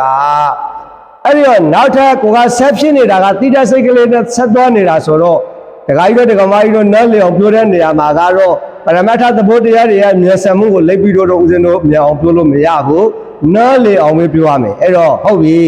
ဒါဆိုရင်သိတဲ့စိတ်ကလေးကတော့ကုသိုလ်စိတ်ပေါ့ဗျာစိုးစိုးတုံးကဆွေးနွေးမှုနဲ့တကွာဖြစ်တဲ့စိတ်ကရာဂစိတ်ကတော့အကုသိုလ်စိတ်ပေါ့အဲ့တော့ငါးတန်တန်မှာရာဂဆွေးနွေးမှုနဲ့တကွာဖြစ်တဲ့စိတ်ကလေးဖြစ်နေပါလားလို့သိလိုက်တာနဲ့တပြိုင်နက်တည်းသိတဲ့စိတ်ကလေးအစောထိုးလိုက်တဲ့အတွက်ရာဂစိတ်ကလေးကကျင်းသွားပြီ။ဘာစိတ်ပဲဖြစ်တော့လေသိတဲ့စိတ်ကလေးအဲ့ဒီသိတဲ့စိတ်ကလေးသည်ဆွေးလန်းမှုကင်းတဲ့စိတ်အဲ့ဒီလိုသိတဲ့စိတ်ကလေးကိုပြောချင်တာကဆွေးလန်းတဲ့စိတ်ကလေးကတော့အစဉ်ပြတ်သွားပြီးတော့ဆွေးလန်းမှုမရှိတော့ဘူးဆွေးလန်းမှုကင်းသွားပြီ။အဲ့လိုဆွေးလန်းမှုကင်းသွားတဲ့စိတ်ကိုပဲပါဠိလိုဘာစိတ်လို့ခေါ်လဲဝိတာရာဂတဲ့ဆွေးလန်းမှုကင်းတဲ့စိတ်ဆိုတာဝိတာရာဂစိတ်ဆိုတာရှုမှတ်လိုက်လို့ဆွေးလန်းမှုကင်းတဲ့စိတ်ကရှောက်ပြောက်ပြီးတော့အစထိုးလိုက်လို့သိတဲ့စိတ်ကလေးရှိနေတာအဲ့ဒီသိတဲ့စိတ်ကလေးဒီဆွေးလန်းမှုကင်းနေလို့အဲ့ဒီစိတ်ကိုဝိတာရာဂစိတ်လို့ခေါ်တယ်ပေါ့ဆိုလိုရင်းကတော့တခါကြီးတို့တခါမကြီးတို့ရေဆွေးလန်းမှုနဲ့တကွာဖြစ်တဲ့စိတ်ကိုဆွေးလန်းမှုနဲ့တကွာဖြစ်တဲ့စိတ်လို့ဘာလို့ရမှာလဲသိရမှာဒီလိုပြောတာအဲ့လိုသိရောရှင်မရရေဘာဖြစ်မှာလဲသိလိုက်တဲ့အခါကျတော့ဘာကင်းသွားလဲဆွေးလန်းမှုကင်းသွားတာပေါ့ဘာစိတ်နဲ့အစားထိုးလိုက်တာလဲသိတဲ့စိတ်ကလေးနဲ့အစားထိုးလိုက်တာပေါ့သိတဲ့စိတ်ကလေးဒီအကုသိုလ်စိတ်လားကုသိုလ်စိတ်လားကုသိုလ်စိတ်ဒါဆိုရင်ဆွေးလန်းတဲ့ရာဂအကုသိုလ်စိတ်နေတာမှာသိတဲ့ကုသိုလ်စိတ်ကလေးနဲ့ဘာလို့တာလဲအစားထိုးလိုက်တာပေါ့အဲ့ဒီလိုရှုမှတ်လိုက်တဲ့အတွက်ကြောင့်ဆွေးလန်းမှုကင်းသွားတယ်အဲ့ဒီရှင်မှာဆက်ဖြစ်နေတဲ့စိတ်ကလေးဟာဆွေးလန်းမှုကင်းတဲ့စိတ်ကလေးဖြစ်နေတယ်အဲ့ဒါကိုဝိတာရာဂစိတ်ပါအဲ့တော့တခါကြီးတို့တခါမကြီးတို့ပြန်ရှုပ်ပါပြီပြန်ရှုပ်ပါမယ်ဒီစိတ်ဘယ်လောက်ဒီအများကြီးသွားပြီးတော့ပြောနေလို့မဖြစ်ဘူးဦးဇင်းတို့ကအဲ့တော့နည်းနည်းလေးရှေ့လေးသွားရမယ်အဲ့တော့လေးရှေ့တယ်လို့ဖြစ်တဲ့ကိစ္စမဟုတ်ဆိုတော့ဒီနေရာမှာဒီတတွဲကိုဖြတ်ပြောပါမယ်ပုဒ္ဒန္တမှာလောဘဖြစ်နေဖြစ်မှန်သည်တွေ့တာမှုဖြစ်နေဖြစ်မှန်သည်ဆွေးလန်းမှုစိတ်ဖြစ်နေဖြစ်မှန်သည်နောက်သူနဲ့ဆန့်ကျင်ဘက်ကလောဘကင်းကင်းမှန်သည်အဲ့လိုဆိုတာဒါကလိုရင်းအရှုပ်ပေါ့ဒါဆိုရင်ဘာမှခက်ခဲမှမဟုတ်ပြီဒီလိုဆိုတာနောက်တစ်တွေ့ပေါ့ကဲနောက်တစ်တွေ့သွားလိုက်ကြအောင်မေတ္တကာကြီးတို့ဒီကောင်မကြီးတို့ရေပြန်ပြီးတော့လည်းပဲနောက်အချင်းရှောင်းမှာပေါ့နင်းကုန်းပြန်ရှောင်းမှာပေါ့ကဲလို့စီကရှေ့တစ်တွေ့တစ်တွေ့ပြီးတော့ဒါဒုတိယတစ်တွေ့ကဘာစိတ်နဲ့ဘာစိတ်လဲသာဒုသာစိတ်နဲ့ဝိတာဒုသာစိတ်စိုးစိုးတို့ကလည်းတစ်ခါလောက်ပူဇော်လဲပါပြီစိတ်ဆိုးတာစိတ်ပြက်တာနောက်တစ်ခါမူးတီးတဲ့စိတ်ညှင်းဆဲတပ်ဖြတ်တဲ့စိတ်တက်ကြတာတွေဆိုတာတွေကြောက်တာတွေလန့်တာတွေအကုန်လုံးဟာတခါကြီးတို့တခါမကြီးတို့ရေဘာနဲ့တကွာဖြစ်တဲ့စိတ်လဲအဲ့ဒါဒုသာနဲ့တကွာဖြစ်တဲ့စိတ်တကယ်တော့ဒုသာဆိုတာစိတ်လားစေတသိက်ပါလားစေတသိက်အဲ့ဒီဒုသာစေတသိက်နဲ့ခြေလျင်းကိုခံရတဲ့စိတ်ကိုဗာစိတ်လို့ခေါ်လေဒုသာစိတ်စိတ်ကစိတ်ပဲဒုသာကဒုသာပဲတိုးဒုသာနဲ့စိတ်ကရှင်တွဲပြီးတော့ပေါင်းထားပြီးတော့အလုံးလုံးတဲ့အတက်အကြောင်းဒုသာနဲ့တကွာဖြစ်တဲ့စိတ်ကိုဒုသာစိတ်သာဒုသာစိတ်ပေါ့အဲ့ဒါကိုပါဠိတော်ကဘယ်လိုဟောလဲဆိုတော့သာဒုသဝါစိတ်တံသာဒုသံစိတ်တံတိပဇာနာတိနောက်တစ်တွေ့ကလည်းပဲဝိတာဒုသံဝါစိတ်တံဝိတာဒုသံစိတ်တံတိပဇာနာတိဒီလိုပြောတော့ပေါ့အဲ့တော့အဲ့ဒီမှာသာဒုသံဝါစိတ်တံသာဒုသံစိတ်တံတိပဇာနာတိကိုယ်တန်တံမှာတဲ့သာဒုသံမကျေနပ်မှုစိတ်တော်မှုဒုသပေါ့အဲ့ဒီသားဆိုတာတကွာဖြစ်တယ်လို့အဓိပ္ပာယ်ရတယ်ဒီနေရာမှာသဟအနက်ကိုဟောတယ်ကိုယ်တဏ္ဍာမှာမကျေနပ်မှုစိတ်ဆိုးမှုစိတ်တုံမှုဆိုတဲ့ဒေါသနဲ့တကွာဖြစ်တဲ့စိတ်ကလေးကိုဒေါသနဲ့တကွာဖြစ်တဲ့စိတ်ကလေးပါလားလို့သိပါတဲ့ဒီလိုဆိုလို့လေအဲ့ဒါကဒေါသစိတ်ကိုရှုတာပေါ့ဗျာအဓိကအချက်ကတော့တက္ကကြီးတို့တက္ကမကြီးတို့ရေမကျေနပ်တဲ့စိတ်ဖြစ်နေတယ်ဆိုရင်တတိထားရင်မသိနိုင်ဘူးလားသိနိုင်လားသိနိုင်တယ်ဒေါသဖြစ်နေတယ်မကျေနပ်ဖြစ်နေတယ် မကျင်တဲ့ရှိနေတယ်ဒေါသရှိနေတယ်ဆိုရင်ဘာလို့ရမှာလဲရှိမှန်သိလိုက်ဖြစ်နေရင်ဖြစ်နေမှန်သိလိုက်ပါအဲ့ဒါကိုပဲပါဠိတော်ကသာတောတံဝါစိတ်တံသာတောတံစိတ်တံဒီပဇာနာတိနောက်တခါဆန့်ကျင်ဘက်ဝိတတောတံဝါစိတ်တံဝိတတောတံစိတ်တံဒီပဇာနာတိအိုးငါတန်တံမှာဝိတဒေါသဆိုတာဒေါသကင်းတဲ့စိတ်ကိုပြောတာအိုးငါတန်တံမှာဒေါသကင်းနေပါလားစိတ်ကလေးဟာဒေါသကင်းနေတဲ့စိတ်ကလေးပါလားလို့သိပါဒါဆိုရင်ဒကာကြီးတို့ဒကာမကြီးတို့ရဲ့ပြန်လျှောက်လိုက်မယ်ဆိုရင်ဒေါသဖြစ်နေမကြည်မနဲ့ဖြစ်နေရင်လည်းပဲဒီအတိုင်းမသိပေးလဲမကြည်မနဲ့ဆိုတဲ့ပြောမယ်ဆိုရင်အဲ့ဒီမကြည်မနဲ့ဆိုတဲ့အတွေ့တွေနဲ့ပဲသွားနေမယ်ဆိုရင်တို့သိချတဲ့ဒုက္ခရောက်တော့ပါအဲ့တော့မကြည်မနဲ့ဖြစ်နေဘာလို့ရမှာလဲဖြစ်နေမှသိပါဒေါသကင်းရင်ကင်းမှသိပါစကားလုံးကအဲ့ဒီနှလုံးပဲရှိတယ်အဲ့ဒါပါဠိတော်ကအဲ့ဒါပြောတာအဲ့ဒါကိုဟိုရှေ့ပတ်ပြီးတော့လှည့်ပတ်ပြီးတော့ပြောနေတာပေါ့တကယ်တော့သိရမှာကဒေါသဖြစ်ရင်ဖြစ်မှန်သည်ဒေါသကင်းရင်ကင်းမှန်သည်ဒါပဲဒါဆိုနှစ်တွဲပြုတ်ပြီတခုတော့ရှိတာပေါ့သဘောထားကဒေါသဖြစ်နေတယ်စိတ်ထဲမှာဒေါသဖြစ်နေတယ်မဖြစ်အောင်လုပ်ဖို့မဟုတ်ဘူးမဖြစ်အောင်လုပ်ဖို့မဟုတ်ဘူးဆိုတာမဖြစ်အောင်အတင်းအကျပ်အဲ့လိုမဖြစ်နိုင်ဟဲ့လို့အဲ့လိုပြောလို့ရတာမဟုတ်ဘူးစိတ်ကိုတခါကြီးတို့တခါမကြီးတို့စိတ်ဆိုတာကိုပြောမယ်ဆိုရင်စိတ်ဆိုတာကိုကမဟုတ်ပဲစိတ်ဆိုတာကိုမမဟုတ်ပဲဆိုတော့ရှော့ဝါလိမတခါမပြောတော့ပါဘူးအဲ့ဒါကစိတ်ကစိတ်ပဲလို့ကိုပါဟိုတော့じゃငါစိတ်ဆိုအဲ့လိုငါစိတ်ဖြစ်နေတယ်ဆိုတော့ပြဿနာတက်နေတယ်အဲ့တော့ပြောချင်တာကဒေါသဖြစ်နေတယ်ဆိုရင်မဖြစ်အောင်လုပ်ဖို့မဟုတ်ဘူးလို့ပြောချင်တာကဒေါသဖြစ်နေတယ်ဆိုတာကိုအရှိတိုင်းလက်ခံသိလိုက်ဖို့ပဲဒကာကြီးတို့ဒကာမကြီးတို့ရေအရှိတိုင်းလက်ခံပြီးတော့မလုပ်ဖို့လဲသိလိုက်ဖို့ပဲဩဖြစ်နေပါလားတို့အဲ့ဒီမှာတောင်မှငါဒေါသထွက်နေတယ်ဆိုတာထက်ငါဒေါသထွက်နေတယ်ဆိုတာရေဒေါသစိတ်ကလေးဖြစ်နေတယ်ဆိုတာရေတူလားမတူဘူးနော်ငါဒေါသထွက်နေတယ်ဆိုရင်ဘာပါနေလဲငါပါနေတယ်သူကငါပါနေဒေါသစိတ်ကလေးဖြစ်နေတယ်လို့ဆိုတော့စိတ်ရဲ့သဘာဝကိုသဘာဝအတိုင်းသိတာဖြစ်သွားအဲ့ဒီလိုမှတ်ရမှာအဲ့လိုဒေါသဖြစ်နေရင်မကြည်မနဲ့ဖြစ်နေကြပြန်လဲနေရင်မကြည်မနဲ့ဖြစ်နေကြမလို့ဘာဖြစ်နေလဲလို့ပေါ့ဗျာကိုယ်စိတ်ထဲမှာဖြစ်နေတယ်ဆိုရင်ဒေါသစိတ်ကလေးဖြစ်နေပါလားလို့မြင်အောင်ရှုမှတ်ရမှာစိတ်ဆိုတာအကြောင်းကိစ္စရင်ပေါ်လာမှာပဲမဖြစ်မှာမပေါ်ပါနဲ့လို့တော်စင်ထားလို့ရတဲ့ကိစ္စမဟုတ်ဘူးအဲ့တော့ပြည့်စင်တာကဖြစ်နေမှသိပေးလိုက်ပဲအဲ့တော့အဓိကတော့အဓိပ္ပာယ်တရားရှုမှတ်တယ်ပွားများတယ်အထုတ်တယ်ဆိုတာအသိတတိနဲ့အရှုခံအာယုံတို့အပေါ်မှာအသိတတိထားပြီးတော့ရှုမှတ်နေတာပေါ့အဲ့လိုရှုမှတ်ရင်နဲ့စိတ်ဓာတ်တွေဟာအည်သွေးတွေမြင်မာလာပြီးတော့အထက်တန်းကြတဲ့စိတ်ဓာတ်တွေနဲ့အထက်တန်းစွာဖြစ်သွားကြတယ်ပေါ့ယဟန္တာဖြစ်သွားတယ်ဆိုတာယဟန္တာလေးလူပဲတခါကြီးတကောင်မကြီးများဦးဇင်းတို့လေးလူပဲအတူတူပဲလေစိတ်ကလေးအယောက်ကလေးဒီလိုပဲအတူတူပဲအဲ့ဒါယဟန္တာနဲ့ပုထုဇဉ်နဲ့တူလားမတူတာကရုပ်မတူတာလားစိတ်မတူတာလားစိတ်မတူတာအဲ့ဒါစိတ်မတူတဲ့အခါကျတော့တခါကြီးတို့တခါမကြီးတွေစိတ်ထုတ်ကိုကြည်ဆိုတဲ့အတိုင်းစိတ်ကြည်နေတဲ့အတွက်ကြောင့်ရုပ်လေးဘာဖြစ်မှာလဲကြည်မှာပေါ့ဒီလိုလေးကွာမှာပေါ့ဗျာတော်လေးပဲရုပ်တည်းကြီးပြောင်းသွားတာမျိုးမဟုတ်ဘူးတို့ကြယဟန္တာဖြစ်သွားလို့ဆိုပြီးတော့တခါတည်းဒီလိုမျိုးဘယ်လိုပြောမလဲပန်းဂုံးပေါ်မှာပန်းပွင့်လာတာမဟုတ်ဘူးအတူတူပဲတော့ဘာကွာဝါလဲလို့မေးစိတ်ဓာတ်အည်သွေးကွာဝါတာအဲ့လိုစိတ်ဓာတ်အည်သွေးတွေကွာဖို့အတွက်တခါကြီးတို့တခါမကြီးတို့ဒီတဲ့အမတ်တမျိုးနေလို့ရပါမလားမရဘူးစိတ်ဒီအရှုခံအာယုံတစ်ပါးဖြစ်တဲ့အတွက်ကြောင့်အဲ့ဒီစိတ်ကိုလေဘာစိတ်ဖြစ်နေလဲဖြစ်နေတဲ့စိတ်ကိုဖြစ်နေတဲ့အတိုင်းလေးဘာလို့ရမှာလဲသိရမှာပါတဲ့ရှုမှတ်ရမှာပါတဲ့တတိရှာမှာပါတဲ့ဟုတ်ပြီဒါဆိုရင်နှစ်စိတ်ရှိသွားပြီနောက်တစ်ခါနှစ်စိတ်ရှိသွားပြီဆိုတာကနှစ်မျိုးရှိသွားပြီလို့ပြောတာနှစ်စုံရှိသွားပြီနောက်တစ်စုံလေးသွားလိုက်ကြရအောင်နောက်တစ်စုံကတာမောဟစိတ်နဲ့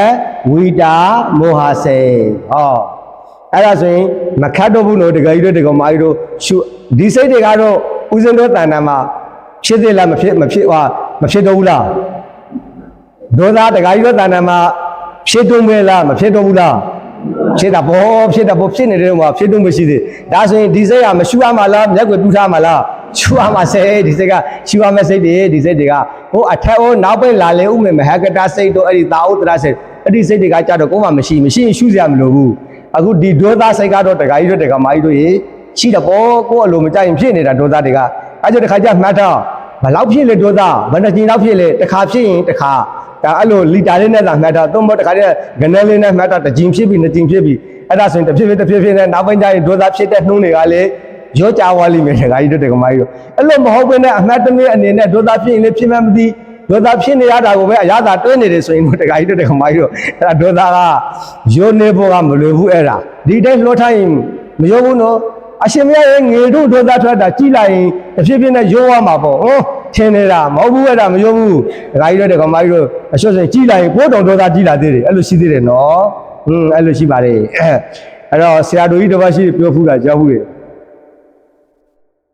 ဆရာတော်ကြီးကတော့ဒေါသနဲ့ပြောတာမဟုတ်ပါဘူးလောဘစိတ်နဲ့ပြောတာငငယ်တုန်းကတချို့တဲ့လူတွေကတဲ့ထင်ကြတယ်တဲ့ဒေါသဆိုလောဘဆိုတာငယ်တုန်းဖြစ်တာတဲ့ကြည်လာလို့ရှိရင်တဖြည်းဖြည်းနဲ့လောဘတဲ့ရိုးဝါလိမေဆိုပြီးတော့ဒီလိုထင်နေကြတာတဲ့ရောမလဲတဲ့ငငယ်တုန်းကနှပြိုးသီးတစ်လုံးရလို့ရှိရင်ကျင်တတ်တယ်တဲ့ကြည်လာလို့ရှိရင်နှပြိုးသီးတစ်လုံးမကဘူးတဲ့နှပြိုးသီးတစ်ဖိရတာတောင်မှမကျင်တတ်နိုင်ဘူးတဲ့အဲ့တော့တခါကြီးတို့တခါမကြီးတို့အဲ့ဒါဒေါသရိုးဝါတာလားတိုးလာတာလားအဲ့ဒါပြောတာအဲ့ဒါဆိုရင်တခါကြီးတို့တခါမကြီးတို့ရေလောဘတွေဒေါသတွေရိုးလာဖို့ဆိုတာဒီတိုင်းရိုးပါမလားမရိုးဘူးအဲ့တော့လောဘဖြစ်ရင်ဖြစ်မှန်အဲ့ဒါဘာလို့မလဲသိရမယ်ဒေါသဖြစ်ရင်ဖြစ်မှန်သိအဲ့လိုအသိတွေများစွာတွေနဲ့ဦးဇင်းတို့ရဲ့စိတ်ကိုအဆောင်ရှောက်ပေးထားတယ်ဆိုရင်တခါကြီးတို့တခါမကြီးတို့ရေအဲ့ဒီစိတ်ကအစင်မမြင်လာမှာလားမြင်လာမှာဗျမြင်လာမှာဟုတ်ပြီကဲနောက်တစ်ခုဆက်ပြီးတော့ရှုမှတ်ရမယ့်စိတ်ကလေးတစ်မျိုးကိုတွားကြရအောင်နံပါတ်3ခုမြောက်အမျိုးအစားပေါ့တာမောဟစိတ်နဲ့ဝိတာမောဟစိတ်ဟုတ်ပြီဗျဒီလေးတောက်လိုက်ပါဦးဟိုကအေးလေးတောက်လိုက်ပါဦးနော်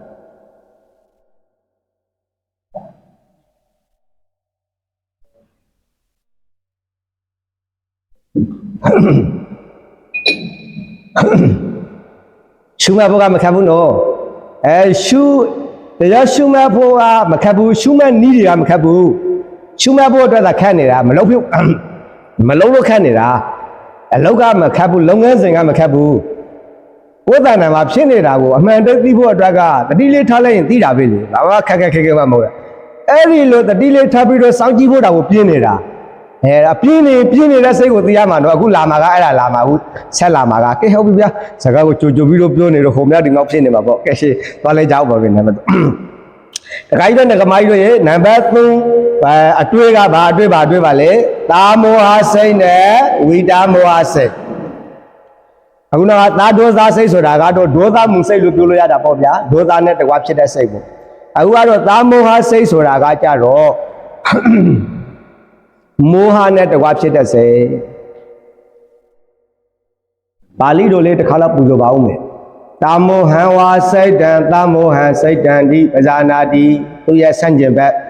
ဝေဒမောဟံဝါစိတ်တံဝေဒမောဟံစိတ်တံဒီပဇာနာတိဘာမခက်ဘူးအဲ့ဒါကိုမြန်မာပြန်လေးကနေပူဇော်မယ်ဆိုရင်တူတူပဲမောဟနဲ့တကွာဖြစ်သောစိတ်ကိုလေ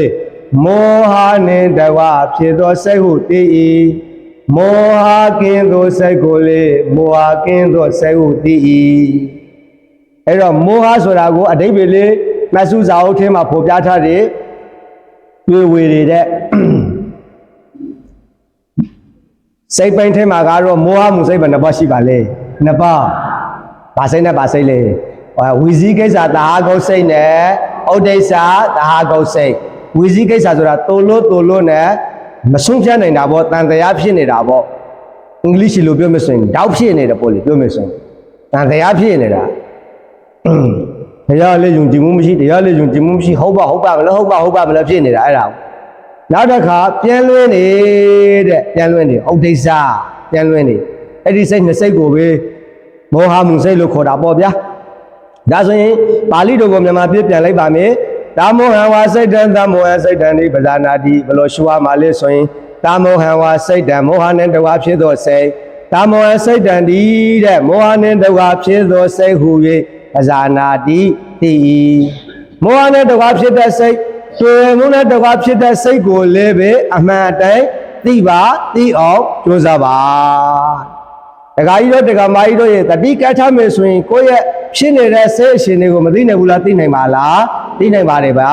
တဲ့သိနိုင်ပါတယ်အဲ့တော့အဓိကတော့ဒါဆိုရင်ဘယ်လိုရှုရမှာလဲလို့မေးရင် တွေ့ဝေတာ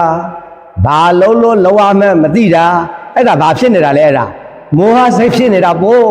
တွေ့ဝေတဲ့ဘာလုံးလို့လောရမှန်းမသိဘူးဖြစ်နေတာအဲ့ဒါဆိုရင်တခါကြီးတွေတခါမကြီးတွေအဲ့ဒါဘာစိတ်ဖြစ်နေတာလဲမောဟစိတ်ဖြစ်အဲ့ဒီစိတ်ဖြစ်နေရင်လည်းပဲဘာပဲလောရမှာလဲဖြစ်နေမှသိရမှာတဲ့နောက်တခါဝိတမောဟဝါစိတ်တံဝိတမောဟ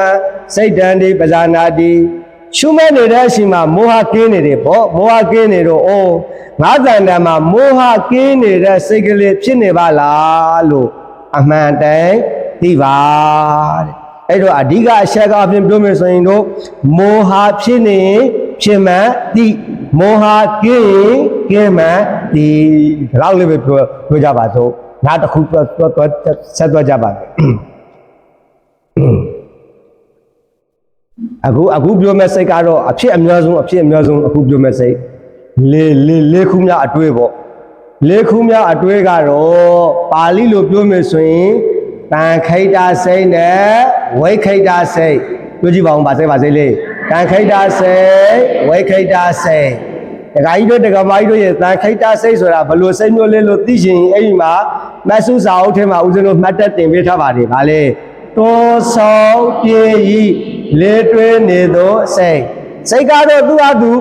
စိတ်မှာကပြင်းနေပါညာမရှိဘူးပြင်းနေဆိုတာစိတ်သဘောလားစေတသိက်သဘောလားစေတသိက်သဘောအဲ့ဒီစေတသိက်ကစိတ်ကိုရှင်လည်လိုက်လို့အဲ့ဒီစိတ်ကလည်းမဖြစ်သွားတာလေပြင်းတဲ့စိတ်ဖြစ်သွားတာပြင်းတဲ့စိတ်ဖြစ်သွားတာတခါကြီးတို့တခါမကြီးတို့ရေထိုင်မိတ်ပြီးတော့ပြင်းနေတာစေတသိက်တွေမှာဘာစေတသိက်တွေလဲ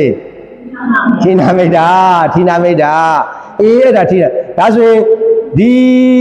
တန်ခိတ္တစိတ်ဒီဘာနဲ့တကွာဖြစ်တဲ့စိတ်လဲတာဌိနာမိတ်တာနဲ့တကွာဖြစ်တဲ့စိတ်ဒီစိတ်ကအဲ့လိုမြင်ရမှာပေါ့ဗျာအဲ့လိုလေးမြင်ထားလိုက်ပေါ့မမြင်လေးပြဿနာမရှိဘူးတခါကြီးတို့တခါမကြီးတို့ရေအဲ့ဒါလေးပြောပါမယ်တန်ခိတ္တဝါစိတ်တံတန်ခိတ္တစိတ်တံဒီပဇာနာတိတန်ခိတ္တဆိုတာစိတ်ဤတွန်းဆုတ်တဲ့သဘောတဲ့တန်ခိတ္တဆိုတာစိတ်ဤတွန်းဆုတ်တဲ့သဘောတွန်းဆုတ်တယ်ဆိုတာထိကယုံတွေတွဲပါပေါ့ခြေထောက်လေးနဲ့ပဲဖြစ်ဖြစ်လက်လေးနဲ့ပဲဖြစ်ဖြစ်ထိလိုက်ရင်ထိကယုံပင်လေးတွေကဘာဖြစ်သွားလဲတွန်းသွားတာပေါ့ဗျာနောက်ဆုတ်သွားတာပေါ့တွန်းဆုတ်သွားတာပေါ့ဌိနာမိတ်တာစိတ်ကလေးကိုသဘောမပေါဘူးဆိုရင်စိတ်ကလေးတွန်းဆုတ်သွားတယ်ဆိုတာဘယ်လိုဟာမျိုးလေးလို့မေးအဲ့ဒီထိကယုံပင်လေးကိုသာအာယုံပြုကြည့်လိုက်ထိလိုက်တာနဲ့တခါလေးတွန်းဆုတ်သွားတယ်အေးအဲ့ဒီလိုပဲစိတ်မပါတပါဖြစ်နေတာပေါ့စိတ်ကလေးကလေးလံပြီးတော့ထိုင်မဲ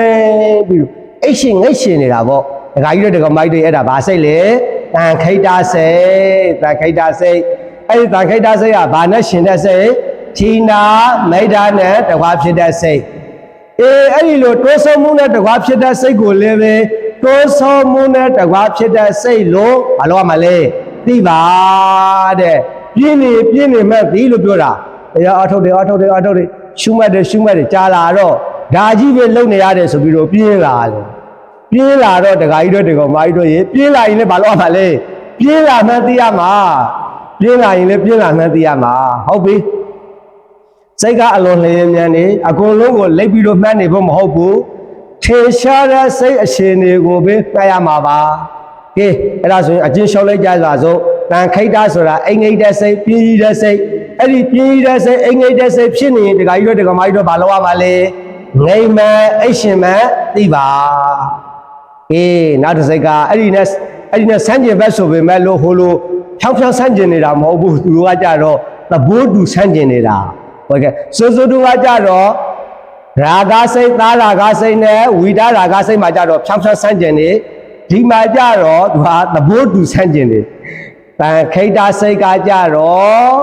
ဘာမဆိုရင်လေတွန်းဆုတ်တဲ့စိတ်ပြင်းကြီးလေးလံတွေးမိန်တဲ့စိတ်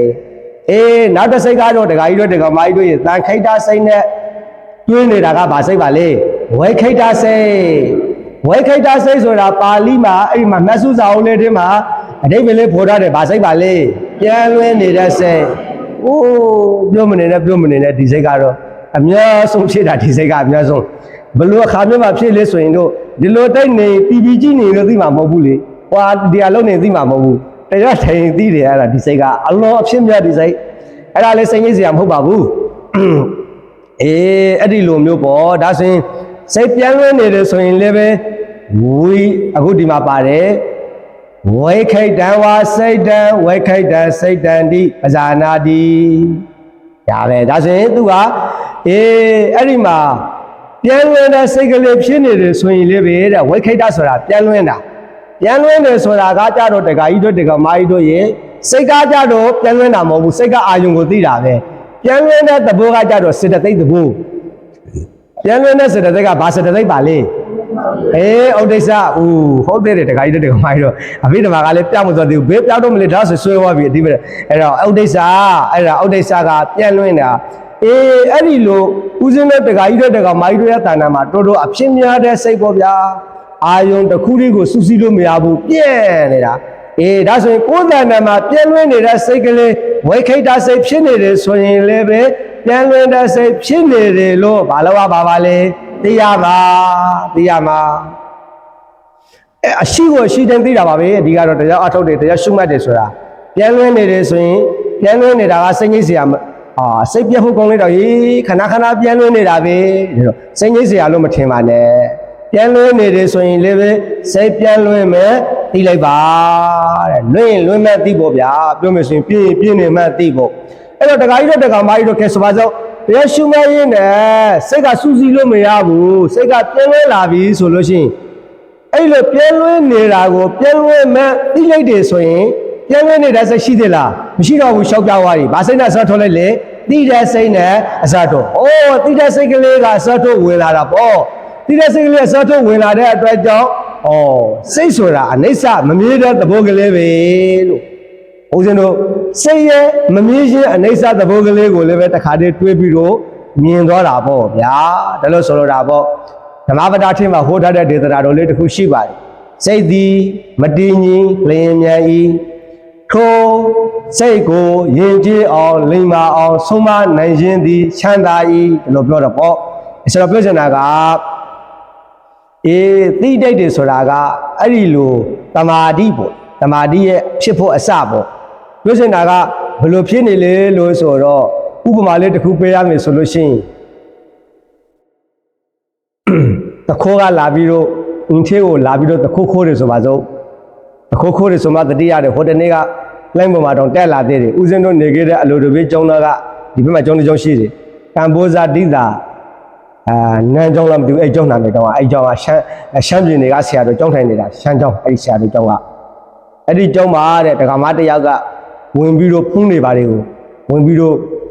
ယူတာပေါ့လေအဲ့ဒါ CCTV တက်ထားတာ CCTV ကလည်းတော်တော်ကောင်းတယ်တခါတည်းအကုန်လုံးမြင်ရတယ်ပြောချင်တာကအဲ့တော့အဲ့လိုအခုလည်းပဲသခိုးဆိုလို့ပါအဲ့အာရုံရောက်သွားတာအဲ့ကိုရောက်သွားတာအဲ့ဒါနဲ့သခိုးတရားကအင်ကိုဝင်ပြီးတော့သခိုးခိုးတယ်ဆိုပါစို့ဒကာကြီးတို့ဒကာမကြီးတို့ရဲ့သခိုးကအင်ရှင်နိုးနေပြီခိုးလို့ရမှာလေအခုလည်းပဲဟိုတနေ့ကဒကာမကြီးကအဲ့ဒီခိုးရတဲ့ဒကာမကြီးကဖုန်းနေပါတယ်ယူရတယ်ဆိုတာကအဲ့ဒီဆရာတော်နိုးနေလို့အိတ်နေလို့အဲ့ဒီဆရာတော်ကအဲ့ဒီဆရာတော်ကလည်းအိတ်နဲ့မှအိတ်နေတာတော်သေးတယ်ဘာမှမလုပ်ခဲ့လို့တခုခုလုပ်ခဲ့ရင်တော့ကြဆရာတော်မှနေတဲ့ထိုင်ရတဲ့ပြန်လာတော်မူနေဖို့အဲ့ဒါမှတော့အဲ့ဒါနဲ့ဦးဇင်းတို့အခုဒီသဘောတရားလေးကိုဆင်ခြင်ကြည့်လို့ရတယ်ဆိုတာပြောချင်တာပါတခိုးကအင်ရှင်အိတ်နေတဲ့အချိန်မှာတခိုးကဝင်ခိုးတယ်အဲ့ဒါတခိုးကလည်းအင်ရှင်ကလည်းနိုးလာရောဟေးဘာလို့လဲအဲ့လိုလဲဆိုတော့ဒကာကြီးဒကာမကြီးတခိုးရှင်းပြောပါဦးမလားမပြောတော့ဘူးဘာဖြစ်တယ်မှလဲတခိုးကပြင်းပါဟောတခိုးကအဲ့ဒီလိုပဲကဲဆိုကြပါစို့ဦးဇင်းတို့စိတ်ထဲမှာပြန်လွှဲနေတယ်ဆိုပါစို့စိတ်ကပြန်လွှဲနေတယ်ဆိုရင်ပြန်လွှဲနေတဲ့အချိန်မှာပြန်လွှဲတဲ့စိတ်ပါလားလို့တတိလေးနဲ့ရှုမှတ်လိုက်တဲ့အခါကျတော့ပြန်လွှဲတဲ့စိတ်ကလေးရှိသေးလားမရှိတော့ဘူးတိတဲ့စိတ်ကလေးနဲ့အစောထိုးရတာပေါ့တခုအင်ရှင်နိုးလာတယ်လို့ပေါ့ဗျာတတိပြန်ဝင်လာတာအိတ်နေတဲ့အင်ရှင်ကဘာလုပ်တာလဲနိုးလာတာနိုးတော့အခွင့်မခံရတော့ဘူးလေအဲ့ဒီလိုပေါ့တိတဲ့စိတ်ကလေးဟာတမာတိဖြစ်ဖို့အဲ့တော့ဒီပြန်လွှဲတဲ့စိတ်ကလေးနဲ့နည်းနည်းလေးပြောပါမယ်ဗျာဒီစိတ်ကလေးနဲ့တွင်းနဲ့9နိုင်တူသွားပြီခဲမဖြစ်ဘူးကွာအဆုံးသတ်မှာဆိုတော့ဟုတ်ကဲ့ပါဗျာ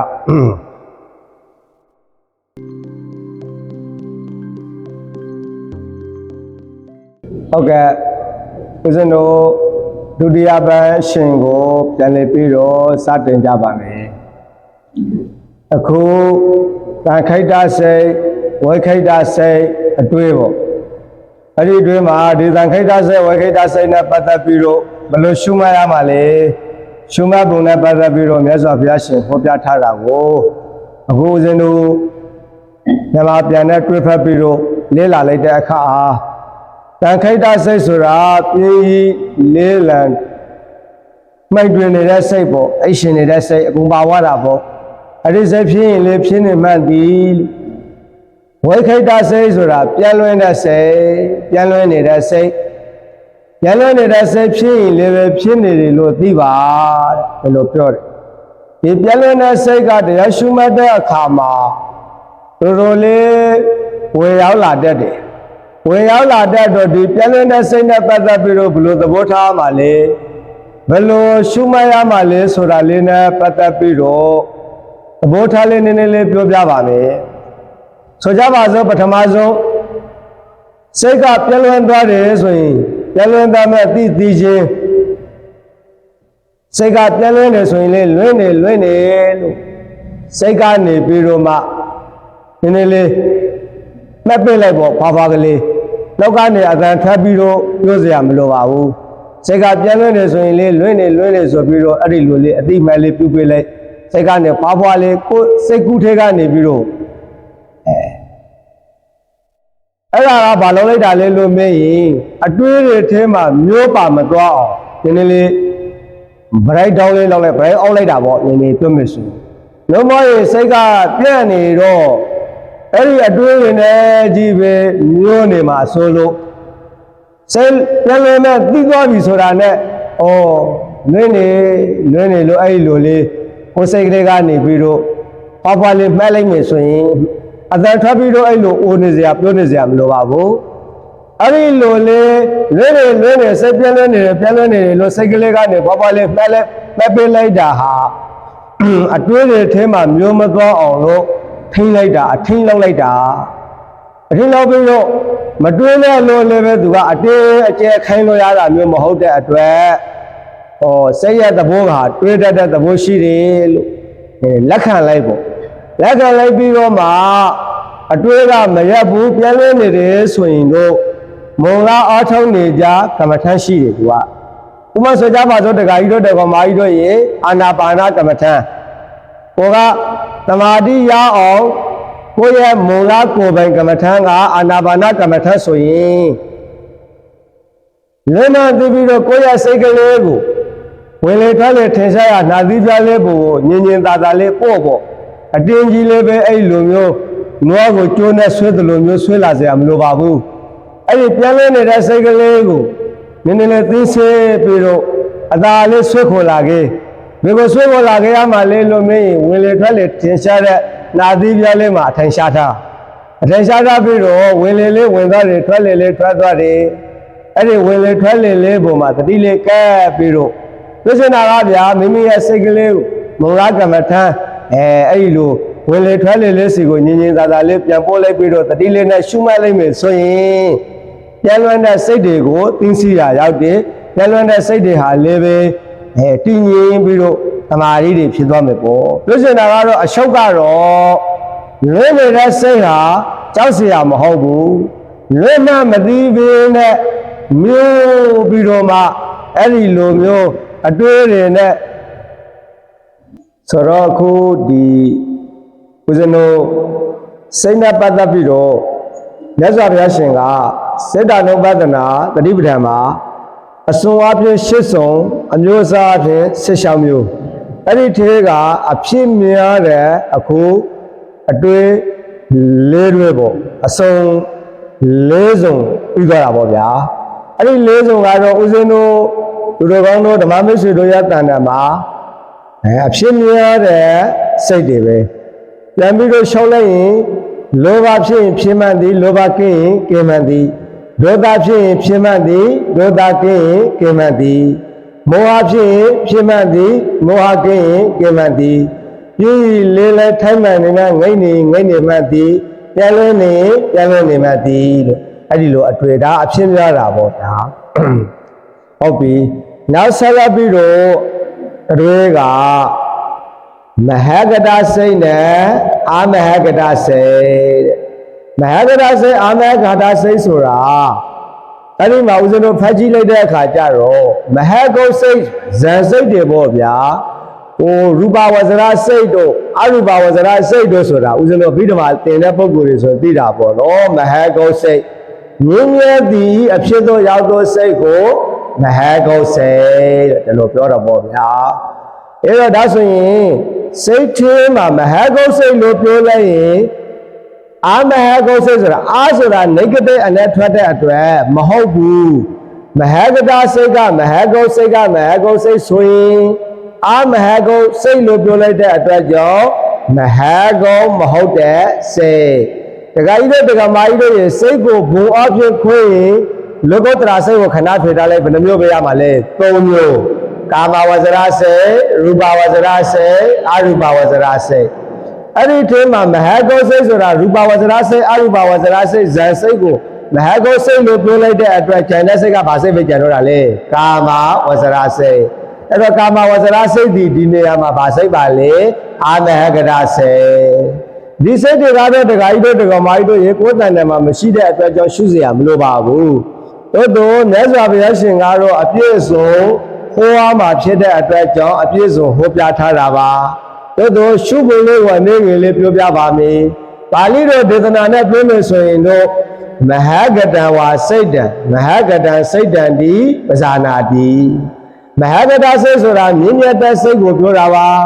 မြင့်မြတ်တဲ့အစစ်အသေးကိုရောက်သွားတဲ့စိတ်ပြောလို့ဆိုရင်ဇန်စိတ်မဟာကုတ်စိတ်ဆိုတာဇန်စိတ်တွေပြောတာအဲ့တော့အဲ့ဒီမဟာကုတ်စိတ်ကိုရှုဖို့ဆိုရင်မဟာကိုယ်တန်တံမှာဇန်စိတ်တွေဖြစ်မှရှုလို့ရမှာပေါ့ဗျာကိုယ်တန်တံမှာမရှိတာထင်ရှားမရှိတာဘယ်လိုလို့ရှုလို့ရမှာလဲဒါကြောင့်မရှိသေးရင်တော့ရှုလို့မရသေးဘူးပေါ့အကယ်မဟာကုတ်စိတ်ကိုရှုရှင်နေဆိုရင်တို့ဦးဇင်းတို့ပထမဆုံးဇန်ရအောင်ဦးဇင်းတို့ကြိုးစားမှာပေါ့ဒါကမဟာကုတ်စိတ်နဲ့ပတ်သက်ပြီးတော့အဲ့တော့အဲ့ဒီမြင့်မြတ်တဲ့အစဉ်တန်းကိုရောက်သွားတဲ့စိတ်အဲ့လိုဖြစ်ရင်လေဖြစ်မှန်သိဖို့လေဒီလိုဆိုလိုတာပေါ့နောက်တစ်ခါအာမဟကုတ်စိတ်တဲ့အာမဟကုတ်စိတ်ဆိုတာကကြတော့အစဉ်အသက်မမြင်တဲ့စိတ်မဟာကုတ်စိတ်ကမြင့်မြတ်တဲ့အစဉ်တန်းကိုရောက်သွားတဲ့စိတ်ဆိုရင်အာမဟကုတ်စိတ်ကအစဉ်အတန်မမြင်တဲ့စိတ်တာမန်စိတ်ပေါ့မြန်မာလိုပြောလို့ဆိုရင်ကာမဘုံတော်ရဲ့တဏ္ဍာမှာဖြစ်တဲ့သူလိုကိုလိုဖြစ်တဲ့တာမန်ကာမစိတ်ဒါဆိုတခါကြီးတို့တခါမကြီးတို့ရဲ့အာမဟကုတ်စိတ်ဆိုတာဒီနေရာမှာဘာစိတ်ကိုရည်ညွှန်းတာပါလဲကာမဝဇ္ဇရာစိတ်ကာမဝဇ္ဇရာစိတ်ဆိုတာကအာယု၅ပါးနဲ့ပတ်သက်ပြီးတော့ဖြစ်တဲ့စိတ်တွေပေါ့ဗျာရူပါယုံတတ္တာယုံဂန္ဓာယုံယတာယုံဘုဒ္ဓဘာယုံအဲ့ဒီအာယုံ၅ပါးပေါ့မြင်စရာအာယုံကြားစရာအာယုံလက်စရာအာယုံစားစရာအာယုံထိအာယုံဆိုပြီးတော့အာယုံ၅ပါးပြောလို့ဆိုလို့ရှိရင်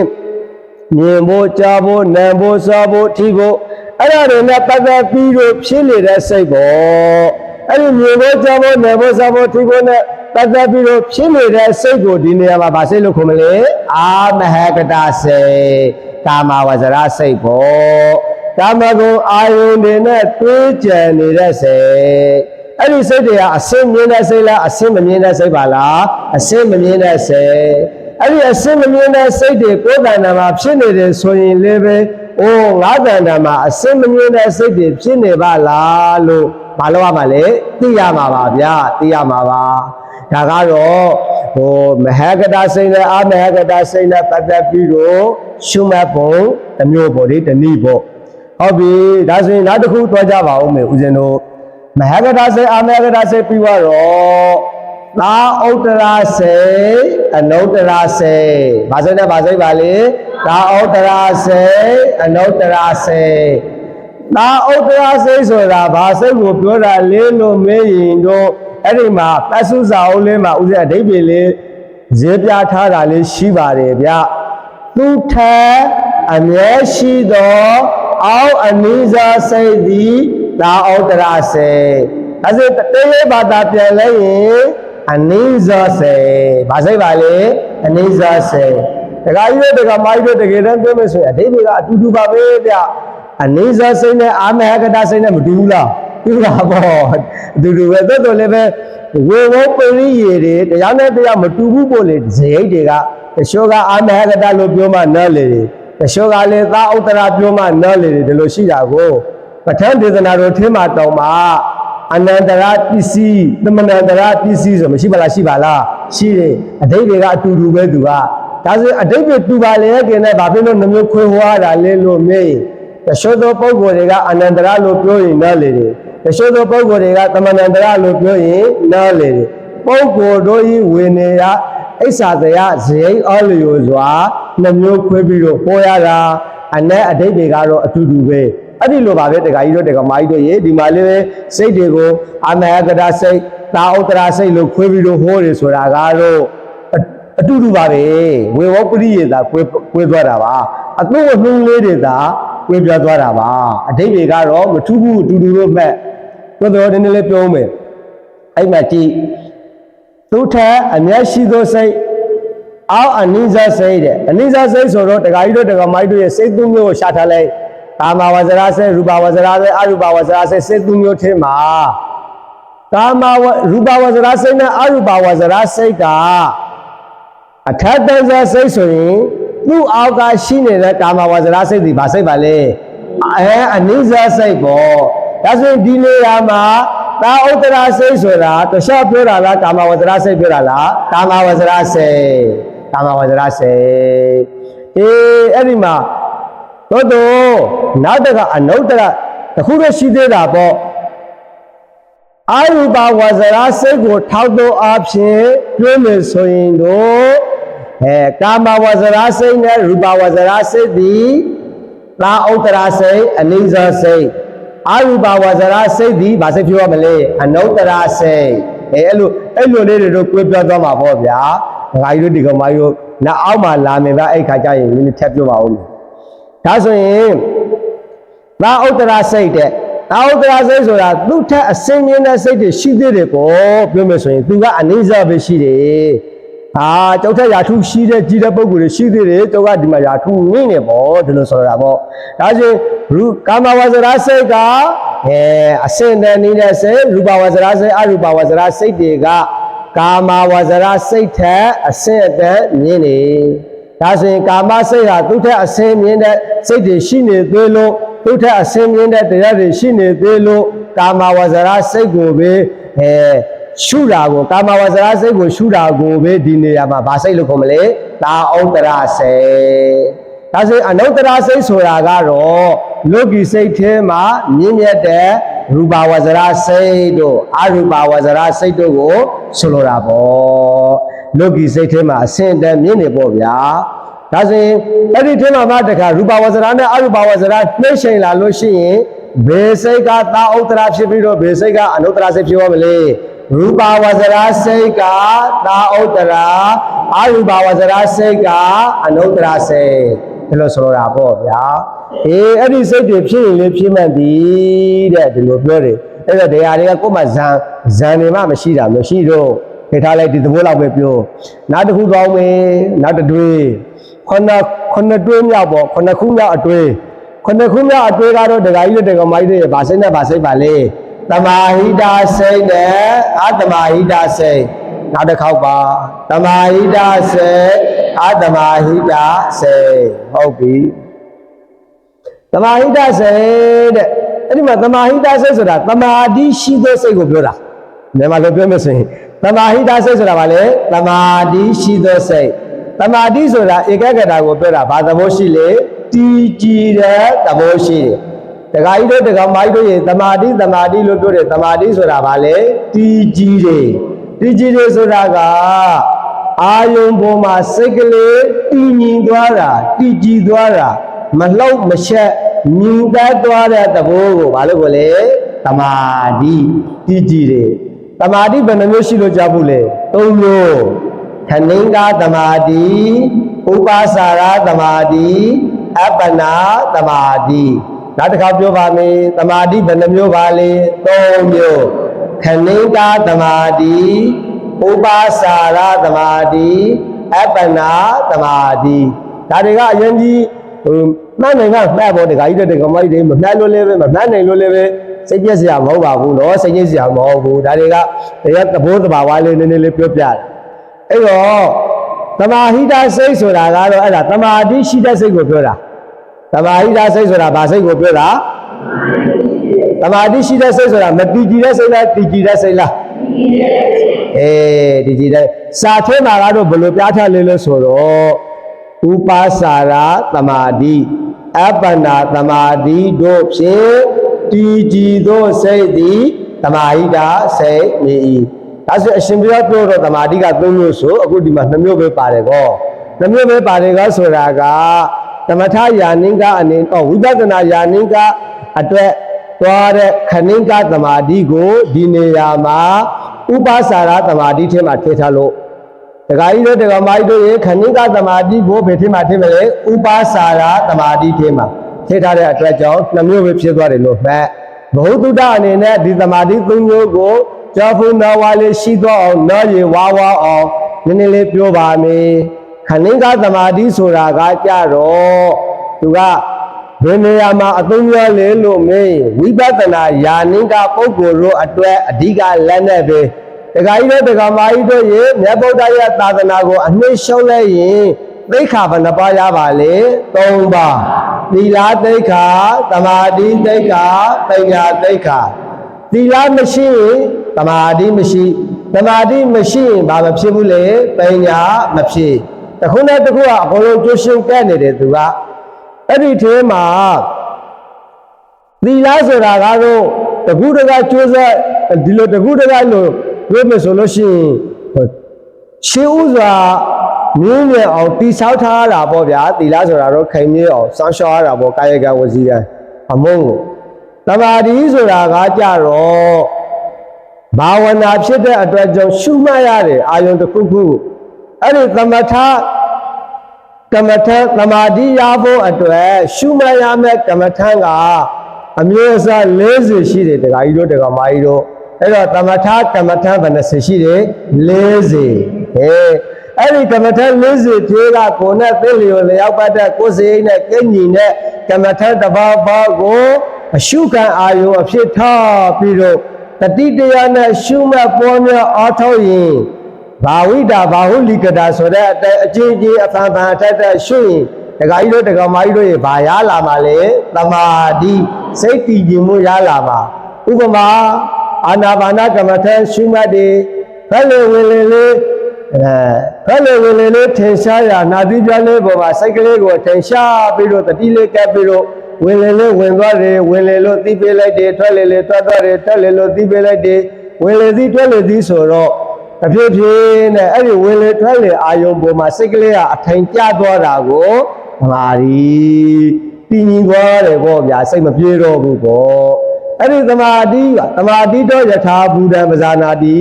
တဲ့ယထာဘူတဆိုတာကအမှန်တိုင်းသိတာဝိပဿနာကိုဆိုရင်သမာဓိရှိမှလည်းဝိပဿနာဉာဏ်ဖြစ်မှဖြစ်တဲ့အတွက်ဒါဆိုရင်အရှင်ဘုရားကြီးဥပ္ပစာရသမာဓိအပ္ပနာသမာဓိတို့ဟာတကူတကသမထယာနိကအနေနဲ့အောထောက်ရတာဖြစ်တဲ့အတွက်ဥပ္ပစာရသမာဓိအပ္ပနာသမာဓိမရှိရင်ဝိပဿနာဉာဏ်ဘယ်လိုဖြစ်တော့မှလဲလို့မေးရင်ဝိပဿနာယာနိကသမထယာနိကလို့လမ်းကြောင်းနှမျိုးရှိပါတယ်ဒကာကြီးတို့ဒကာမကြီးတို့ရေသမထဘာဝနာဝိပဿနာဘာဝနာအရှင်ဘုရားသမထဆိုတာဘာလဲဝိပဿနာဆိုတာဘာလဲသမထဆိုတာကတော့အာယုံတစ်ခုတည်းပုံမှာပဲစိတ်ကလေးစိတ်ပြီးတော့တတိနဲ့ရှုမှတ်တာကိုသမထခန္ဓာရဲ့အရှိအဲ့ဒီခန္ဓာရဲ့အရှိယုံနဲ့ခန္ဓာအရှိတရားကိုထင်ရှားရာပေါ်ရာကိုအရှိအတိုင်းသိနေတာရှုမှတ်နေတာကိုတော့ဝိပဿနာလို့ခေါ်ပါလေအဲ့တော့အရှုသောပုဂ္ဂိုလ်တွေကကြတော့သမထယာနိကအနေနဲ့မသွားဘဲနဲ့ဝိပဿနာယာနိကအနေနဲ့ဝိပဿနာတတ်အဲ့ဒီဝိပဿနာရှုတဲ့အခါမှာလည်းပဲသမာဓိမလိုဘူးလို့မြင်လို့ပါတယ်အဲ့တော့ဝိပဿနာရှုတဲ့အခါဘာသမာဓိလိုလဲလို့မေးရင်ခဏိကသမာဓိတဲ့ခဏိကသမာဓိဆိုတာဘယ်လိုသမာဓိလဲလို့မေးရင်ခဏလေးဖြစ်တဲ့သမာဓိကိုပြောတာမဟုတ်ဘူးအာယုံတစ်ခုပေါ်မှာပဲဖြစ်အာယုံအမျိုးမျိုးပေါ်မှာပဲဖြစ်ခဏရှင်းစီအဲ့ဒီအာယုံအပေါ်မှာမြင်သက်သွားတဲ့သမာဓိကိုအလုံးပြောပါသမာဓိလေခဏိကသမာဓိဒါဆိုတခါကြီးတို့တခါမကြီးတို့ခဏလေးဖြစ်တဲ့သမာဓိကိုခဏိကသမာဓိလို့ခေါ်တာဟုတ်လားမဟုတ်ဘူးခ နင်းကသမာဓိဆိုတာအာယုအမျိုးမျိုးအပေါ်မှာခဏရှင်းစီမှာညီတက်သွားတဲ့သမာဓိကိုမှဘာသမာဓိလို့ခေါ်လဲခဏင်းကသမာဓိဝိပဿနာယာနိကပုဂ္ဂိုလ်တွေအတွက်အဲ့ဒီခဏင်းကသမာဓိဒီလက်နဲ့ပဲသူကအဲ့ဒီသမာဓိကိုအရှိခံပြီးတော့ယုံနဲ့အရှိတရားကိုအမှန်တည်းဉာဏ်နဲ့သိတာရှုကြည့်တာဝိပဿနာဥပ္ပဇာရသမာဓိဆိုတာကကြတော့ပြီးတဲ့သမထယာနိကလမ်းကနေသမထထူထောင်တာပေါ့သမထထူထောင်တဲ့ဒကာကြီးတို့ဒကာမကြီးတို့ရဲ့သမထယာနိကသမထဘာဝနာဤလဲဆုပန်းတိုင်ပြီးဇံအပိညာသမထယာနိကသမထလဲဆုပန်းတိုင်သည်ဘာနဲ့ပါလဲဇံအပိညာဝိပဿနာယာနိကဝိပဿနာလဲဤလဲဆုပန်းတိုင်သည်မဉဏ်နော်အဲ့လိုလေးမဟုတ်ပြီဒါဆိုရင်ကဲဦးဇင်းတို့ဒီအာနာပါနကမ္မထံဟာဝိပဿနာရှုတာကနေရှုမယ်ဆိုရင်လည်းရတယ်သမထယာနိကအနေနဲ့ရှုမယ်ဆိုရင်လည်းရှုလို့ရပါတယ်ဆိုကြပါစို့သမထယာနိကအနေနဲ့ရှုမယ်ဆိုရင်ဝင်လေတွဲလေလေးကိုသတိကပ်ပြီးတော့ရှုမှတ်ရင်းနဲ့ဝင်လေတွဲလေလေးအပေါ်မှာစိတ်ကလေးတည်ငြိမ်သွားပြီဆိုလို့ရှိရင်တော့ဒကာကြီးတို့ဒကာမကြီးတို့ရဲ့အဲ့ဒီအချိန်မှာလိုချင်တာတွေမကျင်တတ်တာတွေကိလေသာនិဝရဏတွေညှင်းသွားတာပေါ့ဇံတို့မရသေးဘူးဇံရဲ့အနိအနာကိုနှင်းကပ်သွားပြီဇံရဲ့အနိအနာကိုရောက်သွားပြီပြောနေတဲ့အရှင်ဘုရားဇံဆိုတာဘာလဲဇံဆိုတာဘာလဲလို့သိရှင်လည်းပဲပြီးဓမ္မသင်ရမယ်ဇံဆိုတာစိတ်စူးစူးစိတ်ရှုမှတ်တာဘာလို့ခေါ်လဲဇံအာယုန်တစ်ခုတည်းပေါ်မှာစူးစိမ်မှုအပြည့်ရှိနေတာဒီဓမ္မမိတ်ဆွေတို့ရဲ့ဘာလဲဇံပဲအဲ့ဒီမှာတဲ့ဇံနဲ့ပတ်သက်ပြီးတော့သမာဓိကနှမျိုးရှိတယ်ဇံရဲ့အနည်းငါရှိနေတဲ့သမာဓိနဲ့ဇံရတဲ့သမာဓိဇံရဲ့အနည်းငါမှာနိဝရဏတွေကင်းသွားပြီတော်တော်လည်းနိဝရဏတွေကတော့အယံကြီးပြောမယ်ဆိုလို့ရှိရင်တော့ဒီတအားကြီးမခိုင်မျိုးသေးဘူးလို့ပြောရမှာပေါ့ဓမ္မမိတ်ဆွေတို့ရေဥပ္ပစာရသမာဓိဆိုတာဇံရဲ့အနည်းအနာကိုကပ်ရောက်နေတဲ့သမာဓိလို့ဒီလိုမှတ်ဒါဘုဒ္ဓအနေနဲ့ကျောင်းနာဝရှိအောင်ပါတစ်ခါတော့ပြောလိုက်လို့ရှိရင်လည်းတစ်ခါတကြီးမဲ့ထောင်ပူတာပေါ့နော်အပ္ပနာသမာဓိတဲ့နောက်တစ်ခုကတော့အပ္ပနာသမာဓိဆိုတာကတော့အာယုန်နဲ့စိတ်ဟာတသားလေးဖြစ်သွားပြီနာယီပေါင်းများစွာအဲ့ဒီအာယုန်တစ်ခုလေးပေါ်ပါပဲစိတ်ကတည်ငြိမ်သွားပြီဆိုရင်ဇာစိတ်ကိုရောက်သွားတဲ့သမာဓိကိုဗာသမာဓိလို့ခေါ်လေအပ္ပနာသမာဓိဒါဘုဒ္ဓအနေနဲ့ပြောပြတာပါဗျအဲ့တော့အခုကဒီမှာသမာဟိတစိတ်အသမာဟိတစိတ်ဆိုတာအဲ့ဒါသမာဓိရှိတဲ့စိတ်နဲ့သမာဓိမရှိတဲ့စိတ်ပါဠိလိုသမာဟိတစိတ်မြန်မာလိုပြောမယ်ဆိုရင်သမာဓိရှိတဲ့စိတ်အသမာဟိတစိတ်ဆိုတာသမာဓိမရှိတဲ့စိတ်စူးစူးစိတ်မှုမရှိတဲ့စိတ်ပေါ့ဒါဆိုဒကာကြီးတဲ့ဒကာမကြီးတို့ရေတင်ញင်တဲ့စိတ်အာယုံကိုစူးစီးပြီးတော့စူးစိတ်ပြီးတော့ထားနိုင်တဲ့စိတ်အဲ့ဒီသမာဓိအဲ့ဒီစိတ်ဖြစ်နေတယ်ဆိုရင်လည်းတည်ငြိမ်မှုရှိတယ်ဆိုရင်လည်းရှိတဲ့အတိုင်းသိပါအတ္တမဟိတစူးစိမ်မှုမရှိဘူးစူးစိမ်လို့မရဘူးဆိုရင်လည်းစူးစီးမှုစူးစိမ်မှုမရှိတဲ့စိတ်အဲ့ဒီစိတ်ပဲလို့အမှန်တိုင်းသိပါလို့ဘယ်လိုဆိုလိုတာပါဒါကတော့ကိုယ်နဲ့တိတ်မသက်ဆိုင်တဲ့အခါကျတော့အဓိကတော့ရှေးက၄မျိုးဦးဇင်းတို့သူတို့ကောင်းတို့အဖြစ်မြဲတဲ့စိတ်တွေပေါ့ဗျာဒါကအဲ့တော့အဲ့ဒီထဲမှာလာတဲ့ဒေသနာတို့ထဲမှာဟိုးစဉ်အတိုင်းလာတဲ့အတွက်ကြောင့်ဦးဇင်းတို့ပြောပြတာပါဒီနောက်ဆုံးစိတ်တစ်စိတ်လေးကိုသွားကြည့်ရအောင်နောက်ဆုံးစိတ်ကတော့ဗာစိတ်နဲ့ဗာစိတ်လေဝိမု ക്ത စိတ်အဝိမု ക്ത စိတ်ဝိမု ക്ത ဆိုတာလွတ်တာအဝိမု ക്ത ဆိုတာကမလွတ်တာပေါ့ဝိမု ക്ത စိတ်အဝိမု ക്ത စိတ်အဲ့ဒီမှာလည်းဒကာကြီးတို့ဒကာမကြီးတို့ရေဝိမု ക്ത စိတ်ဆိုတာဘယ်လိုစိတ်မျိုးလဲလို့သိစေခြင်းလို့အထာဂတာကဖွင့်ပြထားတဲ့အတိုင်းမှတ်တဲ့တင်ထားပါလေပဒေင်ကဝိခံဗနာအလိုအဖြစ်ကိလေသာမှလွတ်သောဝိပဿနာစိတ်ဇန်စိတ်တို့သည်ဝိမု ക്ത စိတ်နေ၏စိတ်တွေကတော့ဝိမု ക്ത စိတ်ကတော့စာထဲမှာ9မျိုးလောက်ပြထားတာရှိတယ်ထားလိုက်တော့ခဏအဲ့ဒါဖိထားလိုက်ခဏပြောချင်တာကတော့ဝိမု ക്ത စိတ်ဆိုတာလွတ်မြောက်တဲ့စိတ်လွတ်မြောက်တဲ့စိတ်ဖြစ်ရင်လည်းပဲဖြစ်တယ်ဝိမု ക്ത ဝါစိတ်တံဝိမု ക്ത စိတ်တံဒီပဇာနာတိဝိမု ക്ത လွတ်မြောက်တဲ့စိတ်ဖြစ်ရင်လည်းပဲ ဝိမု tta စိတ်တံတိပဇာနာတိလွတ်မြောက်တဲ့စိတ်လို့သိပါ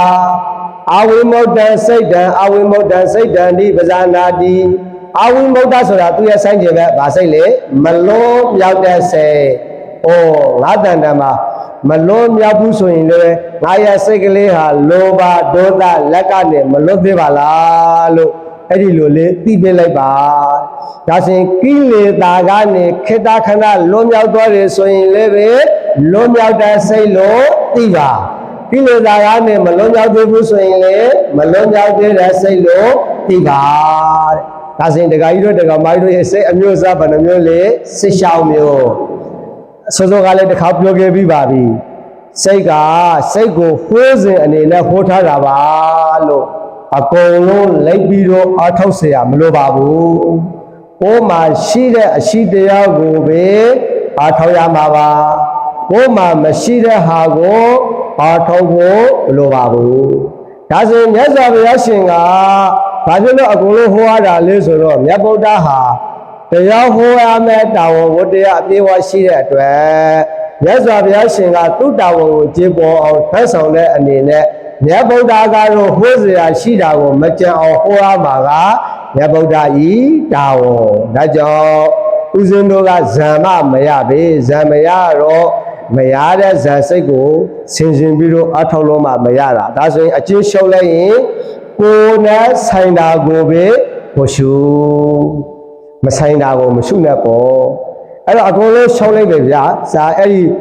စိတ်ဆေးရှောင်းမျိုးကိုရှုလိုက်မယ်ပါရှုံးလိုက်မယ်ဆိုရင်လက်တွေ့စကလုံးတစ်လုံးနဲ့ပုံဖော်ပြပါလို့ပြောရင်ရှိတာကိုသိတာဒီရှုတာပါပဲအဲ့တော့ရှုရဆိုတာဘာလို့ဒါလဲလို့မင်းရှိတာကိုသိတာတခါကြီးတခါမကြီးတို့ရှုမှတ်တယ်လို့ပြောတယ်ရှုမှတ်တယ်ဆိုတာဘာလဲရှိတာကိုသိတာကိုယ်တဏ္ဍာမှာရှိနေတာကိုရှိနေတဲ့အတိုင်းလေးပဲသိတာဒီပဲလေရှုတာပါပဲဒါကတော့စိတ်အနေနဲ့မတ်တက်တင်ထားတာကတော့အများကြီးဦးဇင်းကအောက်ကဟာတွေကတော့မပြောတော့မဆုစာအုပ်ထဲမှာကတော့အများကြီးဆိုတာကသိအောင်လို့လောဘရှိလို့ရှိရင်မောဟပါတယ်ဒေါသဖြစ်ရင်လေမောဟပါတယ်ဒါကအဘိဓမ္မာသင်တဲ့ပုဂ္ဂိုလ်တွေဆိုရင်တော့သိတာပေါ့ဗျာဒီမဆုစာအုပ်ထဲမှာပြောရမယ့်အရာတွေအကုန်လုံးကိုဦးဇင်းကဖတ်တာမှဖတ်ပြလိုက်တာပါရှင်းပြစရာရှိတာကတော့အကုန်လုံးအကျွင့်ဝင်သွားတာပေါ့အဲ့ဒီထဲမှာနောက်ဆုံးနေကုန်းလေးတော့လာတယ်သူကအဲ့ဒီနေကုန်းကကြတော့ဝိဘတ်ဒီလိုဘယ်လိုပြောမလဲဆိုရင်ဟောပါဗျာအခန့်ကဏ္ဍတစ်ခုဆုံးတိုင်းမှာသူကဝိပဿနာဉာဏ်ဖြစ်အောင်သူကအဆုံးသတ်လေးရှိတယ်ပေါ့ဗျာဝိပဿနာနဲ့အဆုံးသတ်ထားတာပေါ့အဲ့ဒါကတော့ဒီနေ့တော့မရတော့ဘူးမနက်ဖြန်မှပဲဆုံးသတ်မယ်မနက်ဖြန်ကတော့အဲ့ဒီစိတ်ဓာနုပဒနာသတိပဋ္ဌာန်ကိုအဆုံးသတ်ပြီးတော့ဓမ္မနုပဒနာသတိပဋ္ဌာန်ကိုတွားမှာပေါ့ဗျာအဲ့တော့ဒီနေ့ကတော့ဒါစိတ်ဓာနုပဒနာသတိပဋ္ဌာန်တို့နည်းနည်းလေးကြံသွားတာပေါ့ပြီးတော့ဒါဆိုရင်ပြန်ပြီးတော့နည်းနည်းလေးပေါင်းလျှောက်လိုက်မယ်ဆိုရင်တခါကြီးတို့တခါမကြီးတို့ရေစိတ်ဓာနုပဒနာသတိပဋ္ဌာန်မှာစိတ်အမျိုးအစားဘယ်နှမျိုးပါလဲဆက်ရှောင်းမျိုးအဲ့ဒီစိတ်ဆက်ရှောင်းမျိုးကိုတခါလောက်ဦးဇင်းတို့ပူဇော်ကြည့်အောင်အတွေ့လဲသာရာဂစေဝိတာရာဂစေသာဒေါသစေဝိတာဒေါသစေသာမောဟစေဝိတာမောဟစေတံခိတာစေဝေခိတာစေအကတာစေအမေကတာစေသာဩတရာစေအနောတရာစေသမာဟိတာစေအသမာဟိတာစေဝိမောတာစေအဝိမောတာစေအဲ့ဒါစိတ်တို့လည်းပဲတကယ်တမ်းပြောလို့ဆိုရင်စိတ်အမျိုးအစားတွေအများကြီးသာခွဲပြတာစိတ်ကတော့သူ့တဘာဝကလေးကတတ်ကအာယုံကိုသိတဲ့သဘောကလေးပဲအဲ့ဒီစိတ်ကိုစေတသိက်တွေနဲ့ပေါင်းလိုက်တဲ့အတွက်ကြောင့်လောဘစိတ်ဒေါသစိတ်မောဟစိတ်ပြန်လွင်တဲ့စိတ်အိတ်ရှင်တဲ့စိတ်ဒီလိုအစင်မြင်တဲ့စိတ်အစင်မမြင်တဲ့စိတ်ဇန်နဲ့ရှင်တဲ့စိတ်ဇန်နဲ့မရှင်တဲ့စိတ်လွတ်မြောက်တဲ့စိတ်မလွတ်မြောက်တဲ့စိတ်တမာတိရှိတဲ့စိတ်တမာတိမရှိတဲ့စိတ်လို့အမျိုးမျိုးကွဲပြားသွားတာတော်လေးပဲရှိတာကိုသိနေဖို့ကလွန်ရင်းပါပဲဒါဆိုစိတ်ဓာနုပဒနာသတိပဋ္ဌာန်ကမ္မထရှုမှတ်တယ်ဆိုတာရှိတာကဘာလို့ကလဲသိနေဖို့ပဲအဲ့တော့ အဲ့လိုဒေါသဖြစ်နေလို့လည်းပဲဥပမာပြန်လွဲနေလို့လည်းပဲစိတ်ပြတ်ဖို့မဟုတ်ဘူးအတွေ့အထင်မှာမျိုးမနေဖို့သာပြန်လွဲမှသိအိနေမှသိငိမ့်နေမှသိဖို့ပါပဲတဲ့အဲ့ဒါလိုရင်းအလျှောက်ပါဒါဆိုရင်ဦးဇင်းတို့စိတ်နဲ့ပတ်သက်ပြီးတော့ဒီစိတ်နဲ့ပတ်သက်ပြီးတော့ဓမ္မနုပဒနာမှာလည်းထက်လာအောင်ပါသူကနိဝရဏတပါးချင်းမှာလည်းဒီသဘောတရားတွေပဲလာမှာဆိုတော့စိတ်ဓာနုပဒနာသတိပဋ္ဌာန်ကတော့ဒီလောက်ပါပဲမနေ့ကကြတော့နင်ကုဝိပဿနာရှုနည်းနဲ့အကျဉ်းချောရမှာပေါ့အဲဆိုရင်ဦးဇင်းတို့ဒီကနေ့ကတော့ဒီလောက်ပါပဲအလုံးစုံဓမ္မမိတ်ဆွေပေါင်းသူတော်ကောင်းတို့ဦးဇင်းတို့မိမိတို့ဤရှင်သန်နေတဲ့ဒီခန္ဓာကိုယ်ကြီးကိုအကျိုးရှိအသုံးချတဲ့အနေနဲ့ဦးဇင်းတို့လူရသည်ဓမ္မစာပေသင်တဲ့အဖြစ်သင်ယူအားထားသတိပဋ္ဌာန်တရားသင်တန်းသတိပဋ္ဌာန်တရားတို့ကိုမိမိတို့ရဲ့ဉာဏ်နဲ့သင်ယူကြလေ့လာကြပို့ရှားကြအားထုတ်ကြတယ်အဲတော့အဲ့လိုလေ့လာသင်ယူပို့ရှားအားထုတ်ခြင်းကြောင့်ဦးဇင်းတို့သူတော်ကောင်းတို့ရဲ့တန်တန်မှာမသိသေးတဲ့ဓမ္မအသည့်တွေသိပြီးသားအကြောင်းအရာတွေဆိုရင်လေပို့ပြီးတော့ကြည်ကြည်ပြန့်ပြန့်နဲ့သိခွင့်ရပြီလို့ဦးဇင်းတို့ပညာပါရမီအလွတ်မှာဓမ္မအသည့်တွေတိုးပေါ်ခွင့်ရလို့ထိုဓမ္မတွေကိုသင်ယူကြလေ့လာကြအထောက်ကြတဲ့ဓမ္မမိတ်ဆွေအပေါင်းတို့အာဟာရဒါနဧကံပြုမှုလှူဒန်းကြတဲ့အာဟာရဒါနကုသိုလ်ရှင်တွေသင်ယူသူပို့ရှားသူတို့ဤဓမ္မဒါနဓမ္မတဝနာကုသိုလ်ထိုကုသိုလ်တို့သည်သင်ယူသူလေ့လာသူအထောက်သူပို့ရှားသူလှူဒန်းကြသူဝေယဝိဇ္ဇဆောင်ရွက်ကြသူတို့ဤတန်တရားဝဆင်းမှလောကဲရဝိဇ္ဇာမျိုးစေ့ပညာပါရမီနိဗ္ဗာန်ရအထောက်ပံ့ဖြစ်ပါစေယနေ့စစ်ဖို့အထောက်ရသောဓမ္မဒါနဓမ္မတဝနာအာဟာရဒါနဝေယဝိဇ္ဇကုသိုလ်ကောင်းမှုမှန်သမျှအဖို့ပါကကိုမိစ္ဆာဘောဘောညီကိုမောင်နှမဆရာသမားမိကောင်းဆွေကောင်းကုသိုလ်ဖို့ပါကရယူလိုကြသောဝိနည်းမြတ်စွာတတ္တဝါပေါင်းတို့ကုသိုလ်အမြတ်ပေးဝေငါပါ၏ဝမ်းမြောက်နှုတ်မူသာဓုအနုမောဒနာခွဆွနိုင်ကြပါစေကုန်သတည်းသာ